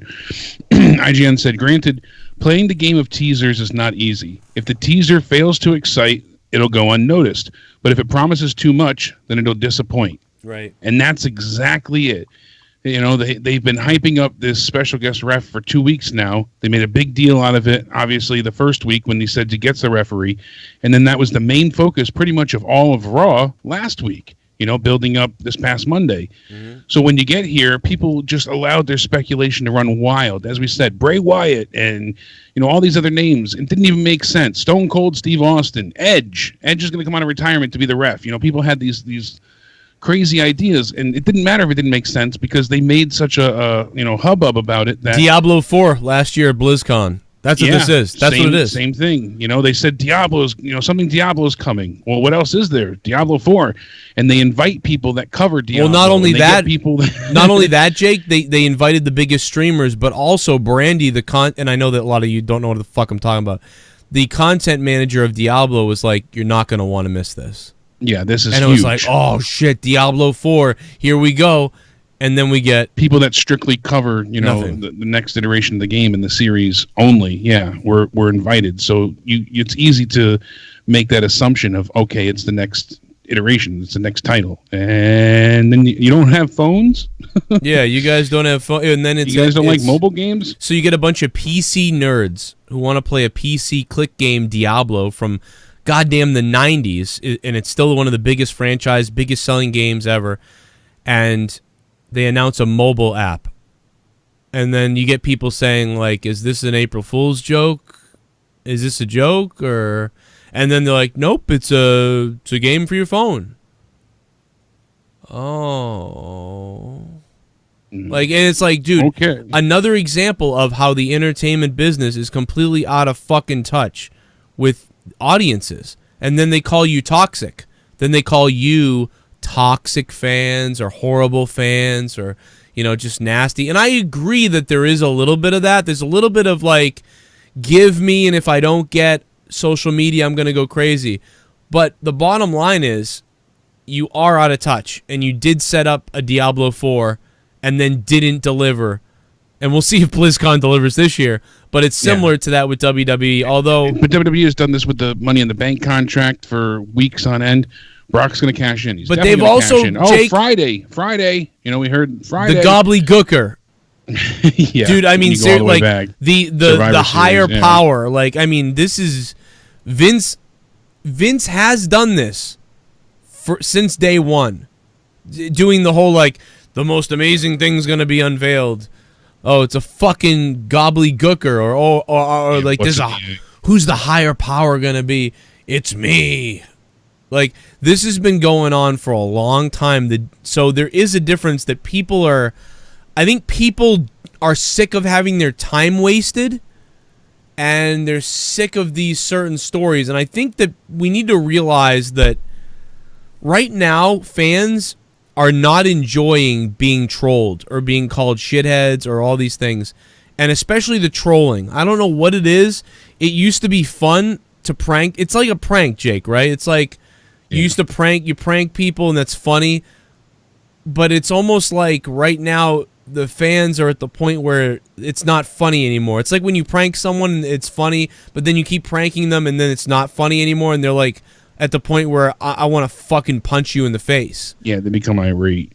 Yeah, I think people are at the point where because the company isn't fun, WWE isn't fun, WWE is in a bad place, you really can't do the trolley thing or the over-promising thing right now, because people get their hopes up because they're so bored. If this company was killing it, maybe it was like the week-to-week TV was awesome, everything was going well, maybe even it was TV 14 and things were crazy and stuff, you could do this trolley stuff because people would go, motherfucker, they got us, goddamn Lacey Evans, boo, you bitch. But now instead of that, it's like, fuck this shit. Like, that's the reaction instead. So I don't know. Instead of just being like, oh, damn, they got me. Yeah, now it's, no, fuck you. Right. And then you really hit the nail on the head with that one. You know, there's only so many times that you can get the wind taken out of your sails before you refuse to fly. That's just it. We've for weeks now have dealt with Brock's going to cash in. He's going to cash in. He's going to cash in. Oh, Friday, definitely Friday. Then we get to the pay-per-view. You said that was a big troll job. I told you, motherfuckers. Like, and then we get to now with the same idea. He's gonna keep it for almost a year. I swear to God, you. I think till Fox goes ahead and it's true. And Might be starts October. SmackDown. I think that's when we'll see more of them dealing with that. But still, and then they're infamous for doing this kind of thing, though. Oh my God! Kofi Kingston and Seth Rollins are going to face each other, and they're going to unify the titles. There's going to be one winner with both belts, just like the men's are going to have it. Night after WrestleMania, and then the Bar comes out and they have a tag match. They've done this kind of thing since this year, especially moreover than not. Oh my God! I forgot how bad the night after WrestleMania was this year. That was fucking shit show. Horrifying this year. And that's the night that's supposed to kick off the rest of the beginning to the next WrestleMania, the next year, and you kicked it off with that. They did it multiple times with everything leading up to and dealing with the friggin' the shakeup, and now with the wild card rule not making sense, and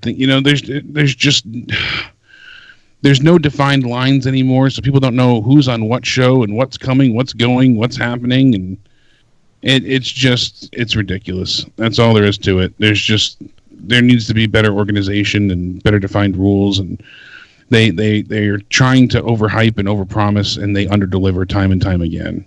Don't worry, we're going to announce a special guest referee on Monday. So all weekend you hear special guest refs coming Monday, and then we get to Monday, and Seth beats everybody with a chair, and we never get it.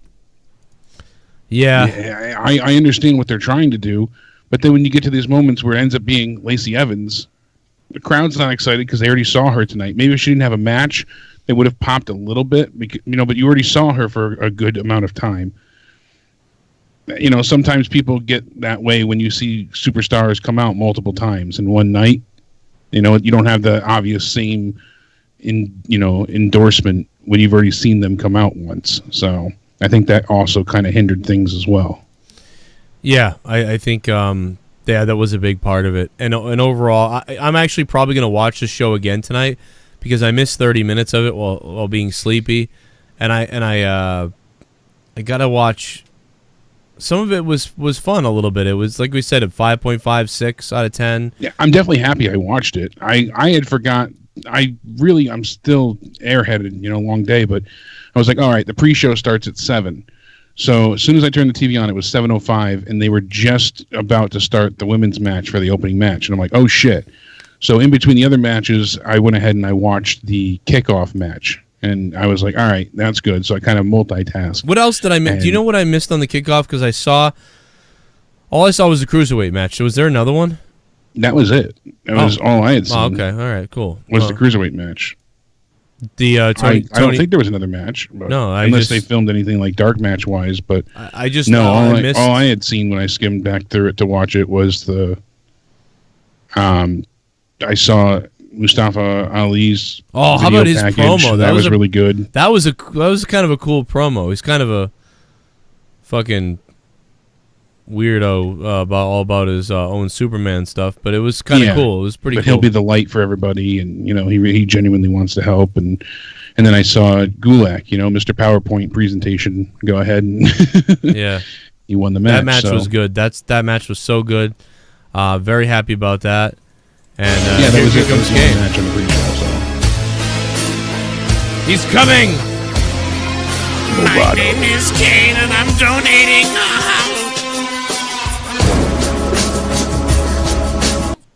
I think it's a problem of overexposure. It didn't matter who came out really. Dream isn't on NXT every episode, so when he does show up it's a big deal. Could you imagine the pop if you heard, for instance, Jake Roberts' music for the referee? Yeah. I mean, I would have popped for that. I don't know. I don't think the crowd would have, though. I feel like Jake is really far gone from... A lot of people wouldn't get it. I mean, I would. I'd be loving it. I think half the crowd might. Movado, thank you for the 666. I don't think enough people would know. It wouldn't make sense. You know what I mean? Like, it doesn't, I don't know, man. It doesn't I would have fit. popped for it, but I don't think he's got enough Just of a name. checking this works. My last dono didn't read out. Lol, love your show, dude. Hey, King Brian. Entertaining as hell. Yeah, thank you, King Brian. I appreciate that, dude. Thank you for the $3. Yeah, it is weird. I don't know why...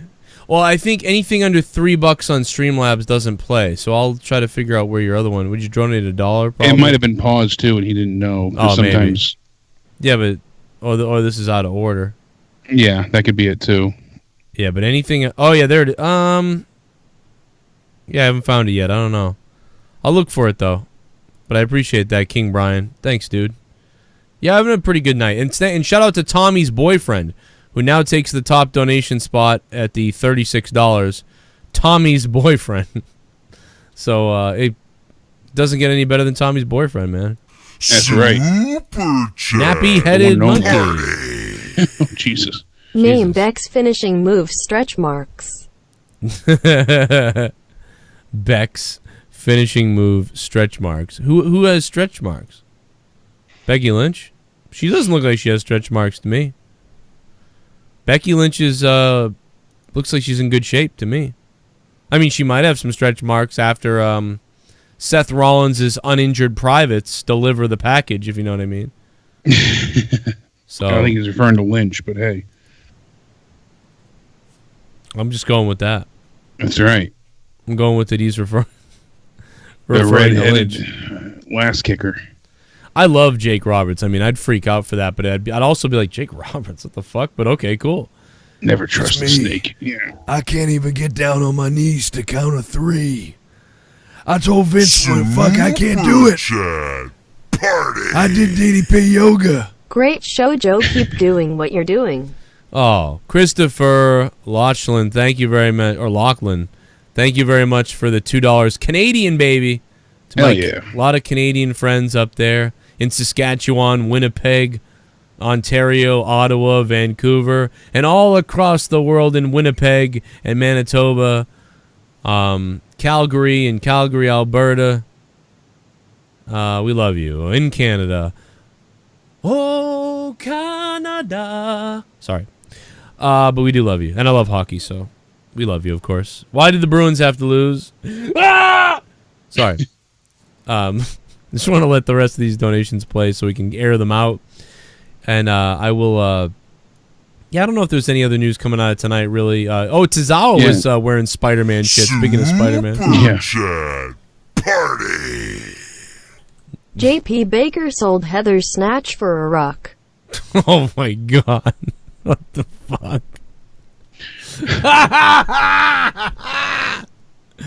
Man, they are evil motherfuckers, I will say that. They are evil people. And I hope they get in a car crash. Low attendance for WWE Stomping Ground. And yeah, photos were just running wild to the point where like I didn't even care anymore because we already knew going in this is such a story. Had people in attendance sending us videos and we're like, we could see in real time. And yeah, I had somebody say, "Oh, that must be from later." And I was like, "No, that's live. No, or from earlier." People don't understand that when you see tarps, there's they don't uncover them and here's North seats. Yeah, they don't uncover the tarps. The tarps are there. We actually had better pictures sent to us by other people. That's what I'm saying. Scott Frame alone was, a miracle worker. Y Society said that the possible plan now, tentatively, for main event of Extreme Rules is going to be a mixed tag match where it's winner take all. Seth and Becky versus Baron and Lacey. What? So if Baron wins, him and Lacey get both, the men and women's championship. How can you defend these belts? That makes sense. That would be both belts. Yeah, but they're gonna defend those belts like that's never been done. No, that's why it's kind of piqued my interest, and it's a mixed tag match, which we don't, get often. That has never been done. I don't know how I feel about that. It is an interesting concept. I mean, you figure, so Baron Corbin wins, and now Lacey Evans is also the women's champ. So your female tag partner can lose, and then you lose your WWE Universal Championship. Yeah, or you lose your title, yeah. And or the male wins, and then you could lose your belt. That really... Tradition-wise, people are going to be mad, but it is interesting. I don't know what I feel about that yet. I don't know. I don't know if I like that. Because of the belts tradition, and it's not supposed to be defended like that. Yeah, there's not much tradition left nowadays, though, so... Yeah, I mean, I might be... that's a terrible thing to say. Well, kill it, but really, what are they holding on to? It's the Universal belt. So that doesn't have any tradition. M17 in the chat says, it has happened. The hardcore and women's title were both on the line in 2002. What, in a tag match? I mean, I've seen both belts being on the line. We've seen, Warrior and Hulk Hogan going up against each other, putting, title versus title. Oh, don't forget Quebec. Oh, I didn't. Oh, I forgot you on purpose, Hail Metal Forever. Super Chat Party. Notice I did not say hi to Montreal. Don't forget Quebec Joe. Notice they did that in 2008. Mickey James and Lodi defended the women's belt and IC title against Santino and Beth. Au revoir. All right, well, that was the women's and IC title. Yeah, I don't remember much of 2008, to be honest with you. So I remember when they were... Beth and Santino were a couple, but... No, I like Quebec. I'm joking. What's weird is we always see Quebec license plates. Kofi and Mickey. Yeah, no, I go with them. I guess I don't know. 2002, the good old days. Yeah, no doubt about that. They said it happened in 2008 as well. Mickey James and Kofi defended the women's and IC title against Santino Marella and Beth Phoenix. Because remember, they had Santino and Beth as they were in a relationship. That was trash. I hated that. That was crazy. I hated that. I hated that time. They killed her trying to be comedic, and he was hiding behind the strong woman. And oh man, that was so fuck you. I know they've had the winner take all matches with the Brothers of Destruction and the 2-man power trip with Triple H and Stone Cold. That was also all men. And you want to bring back the Nordiques, everybody? You want to bring back the fucking Nordiques? Okay, dude, I would bring back the Nordiques in a second. That team, that was the shit. Bring back the Nordiques and bring back the Hartford Whalers, and let's go. Let's have ourselves an old time fucking rivalry. Let's go. I'm ready for the Whalers. There we go. I'll take the Whalers. Get those Hurricanes out of there. They used to rip up the freaking seats in the arena when they would lose in the New Haven Coliseum. That's right. You're right near that. Yeah, they would literally go ahead and there would be, drunken fistfights everywhere. The cops would fill the stands. And especially if they got to anywhere far, like playoff games or anything, rarely. I remember one time it was a big deal. I was young, though. And there were people in attendance ripping seats out of the stands and just taking it with them and smashing people with it in the parking lot. They were just uprooting everything. Oh, well, here it is. Like, dude. Anything not nailed down. I love hockey. Love it. Why are they trying to kill my dude Drew, putting him as Shane's henchman and losing so much? He has much more potential than this. Love his intensity and he could be great in better storylines.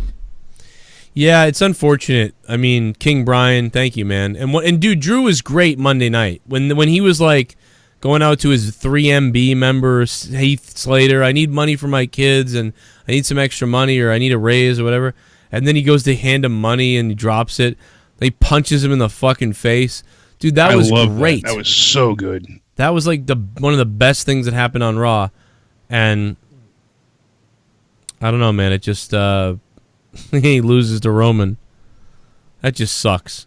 It was Bubba and Trish versus Jazz and Steven Richards for the Hardcore Win Women's title. Well, yeah, but it's never been the WWE Championship. Yeah, or, that's not the WWE Championship. I want to use Alexa Bliss's ass as a pillow. Jesus Christ, she's hot. Yeah, she was really hot tonight, too. I gotta say, man, she was real spiced up tonight. And that was DMOON. DMOON, baby. DMOON, baby. One of the top all-time donators on the show. The number she looked 3. Fantastic tonight, obviously. And looked very cheeky. Yeah, man, I wanted to smash my face off her ass. But so did Lacey. Yeah, I thought Lacey was hot, too, but Alexa was woof. Like, I'd like to see Bailey just come out with a new gimmick where she's in a thong. She just wrestles in a thong. I want Bailey to forcibly like shove my face into Alexa's ass. I'm sorry. There you go. I don't like. My God, I'm leaving my wife. My father's quote was, "I need a mile of her shit just to see where it came from." Ugh. I'm all set with that. What the fuck? Dude, all right. Fuck your dad for saying that. Crazy bastard. Mine's dead. He was high as a kite, though. Mine might be. Maybe he's in a ditch somewhere. Yeah, mine probably shit him. Oh, that's terrible. Oh God. I don't know. That's so fucking awful. Oh God. Dude, I was gonna say, mine might have shit himself when he died. So fucking horrible, dude. I was 8 years old. I watched him wheel him out on a stretcher as he's dying. To make that joke is just fucking.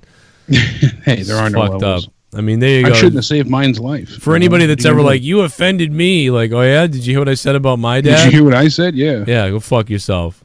Exactly. I shouldn't have saved mine's life. I should have let him die. You know, it's all the same. You know, Jay Powers, that's not true. You know, Jay Powers in the chat says no one talks about her besides her ass. That's not true. We talked about her earlier without her ass. We said, I said she was real spunky tonight. Like she seemed to have high energy tonight, and she took some crazy bumps that were like, wow, for all her concussion stuff, she was taking some crazy bumps, and the match was fast, and it was one of the better matches that Alexis had, I thought, and Bailey. So that was earlier in the review, and we didn't mention her ass really, I don't think. We didn't bring her ass up until... But I'm bringing it up now, so... Now it has to be brought up. She's hot. Oh, yeah, Tiffany, that's right. The Revival pocketing the cash, too. That was funny so as shit. Good. Dude, the guy gets sucker punched, and then the Revival comes out, and they're just like, oh, let's take this money. I had to go back and watch that, too, because I missed it live. You guys said that to me, and I didn't know that. Jake, you said it, and I didn't know it. So good. He just leans over and grabs the cash and just pulls it into his pocket. Shit like that is awesome. Well, anyway, I think we got to wrap up and probably get the fuck out of here. We still have 1,000 strong, and so, guys, I hope if you're new, you subscribe down below. I'm unable to make it into game. I was thinking about maybe gaming into the night tonight, but I think I'm about to pass the fuck out. So I'm going to do that. But stuff coming up on the Patreon tomorrow, including your Patreon questions that I didn't answer yet. On Morning Madness, that will be up there. Again, 3-hour Corrupted, me, Bailey, and Ken. Fucking awesome show. Oh, Filthy was there, too. It was really good. I heard it was a hell of a show. I loved it, dude. I really did. I got to go back and listen again just because those guys cracked me up. So check that out. If you guys have not become a patron yet, become a patron right now as we end the show. I'll be shouting you out tomorrow night on the Raw review for people that become patrons or new patrons. Check it out. You can see some free content there. It's free to download the app. Just look up Joe Cronin Show on Patreon or patreon.com/Joe Cronin Show. You guys help keep my show going. But on top of that, you get 30 hours of bonus content a month that you can't hear on YouTube of my podcasts.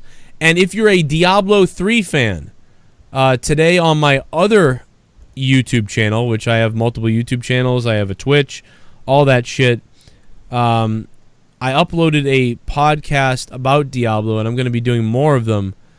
And so that is up too. So if you have not subscribed to my YouTube channel, it was Spectrum Gaming 617, it was Battle Royal Battalion, it was JCS Gaming, which it still is. If you type in JCS Gaming, you'll find it. But it is now officially changed to Evil Spectrum 3. Okay, yeah, because I saw it. I saw the podcast pop up before, and I'm like, who the hell? Oh. Yeah, who's Evil? Once I saw the Spectrum, I was like, I gotcha. So there's Evil Spectrum 3. The reason why I did that is because Evil Spectrum's been a thing of mine, and this is the long time. This is the third time now I've tried to use it, so that's why I made it 3. And it will be soon. My Twitch account won't be twitch.tv/Joe Cronin JCS. Soon it will be twitch.tv/Evil Spectrum 3. So trying to change the persona on Twitch and things like that. Just a heads up. That's me. If you're wondering, who the hell am I sub to? Oh, he is the perfect new member of AEW.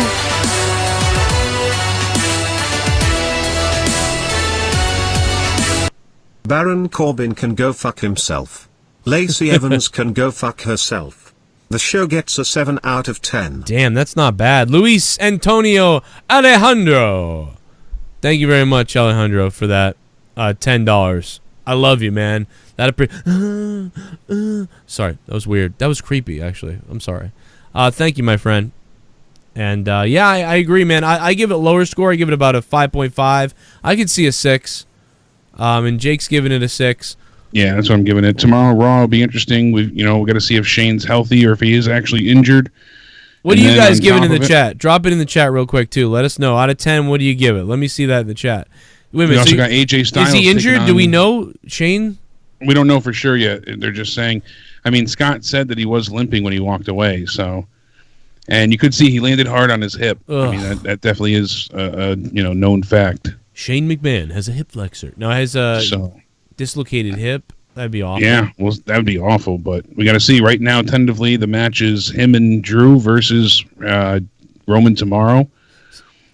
And on top of it, we also have AJ Styles taking on Ricochet in a non-title match. That's cool. And then we got to see what's set up with Becky and Seth versus Lacey and good old fruit roll-up.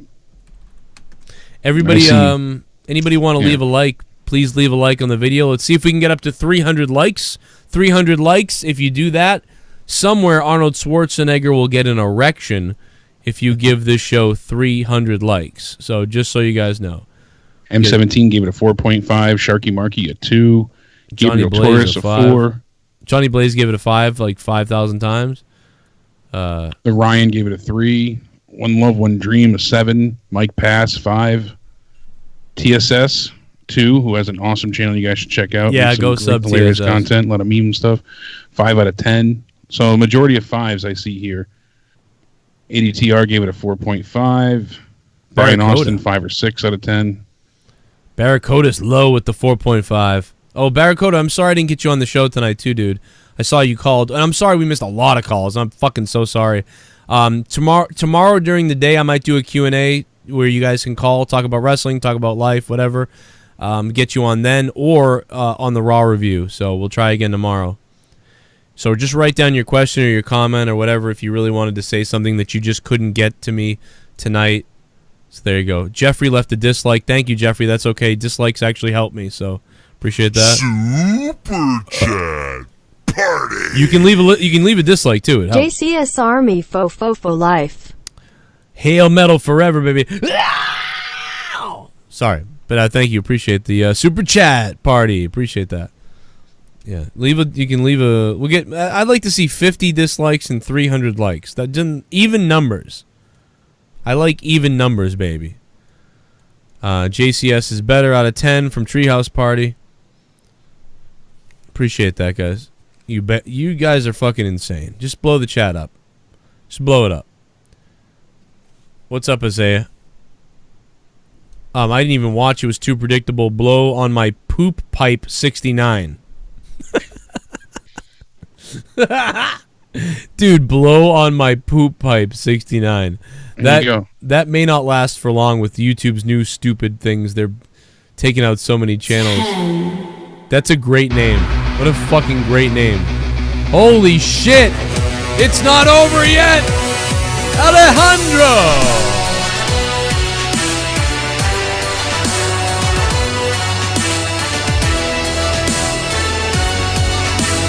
Shane McMahon and Drew McIntyre can go get a damn room. Imagine Drew McIntyre's big hairy body just thrusting all over Shane McMahon. Hey Drew, how you doing, man? I hope you're listening to this in your hotel room. You sweaty, hairy man. I don't think he is, but he used to listen. He still does. You still listening, Drew? You probably still texting my old Twitter. Everybody does that. I can't tell you how many times people are like, oh, I didn't... What the fuck's this? What is this?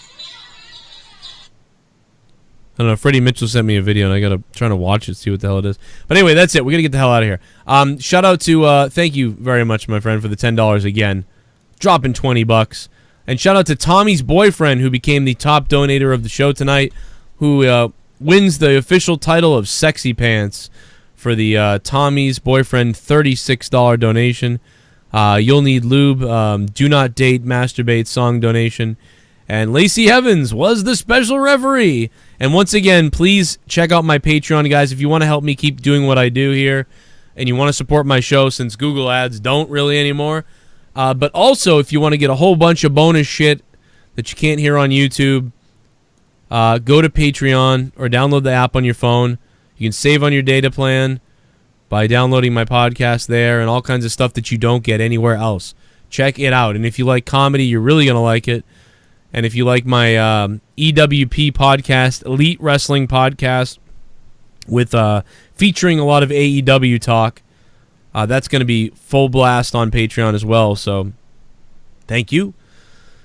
And I will see you tomorrow. Where is Jim Cornette when you need him? I want the Jim Cornette outro. Oh, by the way, I've been working on some artwork for the Evil Spectrum channel. These are the two that I'm kind of going with, I think, Jake. Look at this. I mean, it's not that good, but it's good enough. I like that one. I like this. It's very 80s. It's got like the 3 is got that retro feel. The 3 is like the slash, the claws, the Roman numerals slash. It's got that Stranger Things 80s look, you know. Yeah, God, I can't wait for that. That's coming out right this week 4th or of this July. month. Oh, fuck yeah. I can't wait for Stranger Things, man. I love it. Your birthday, Friday. My birthday is Friday. Oh, so glad you brought that up. This Friday. It's a Saturday. This Friday night on my other YouTube channel, Monetize This. It's a birthday bash. Come on and fucking stop by. YouTube.com/corruptedpodcast. That is the YouTube channel. It's down below. We're going to be hitting 10,000 subs over there. Non-wrestling channel. And Monetize This now takes place on that channel. Be here Friday night for my birthday. I'm going to be dumping beer all over my crotch and my face, and it's just going to be fucked up. So if you enjoy that sort of thing, come on over. Saturday's Spider Fest. Then Saturday's Fighter Fest, so we'll be doing that.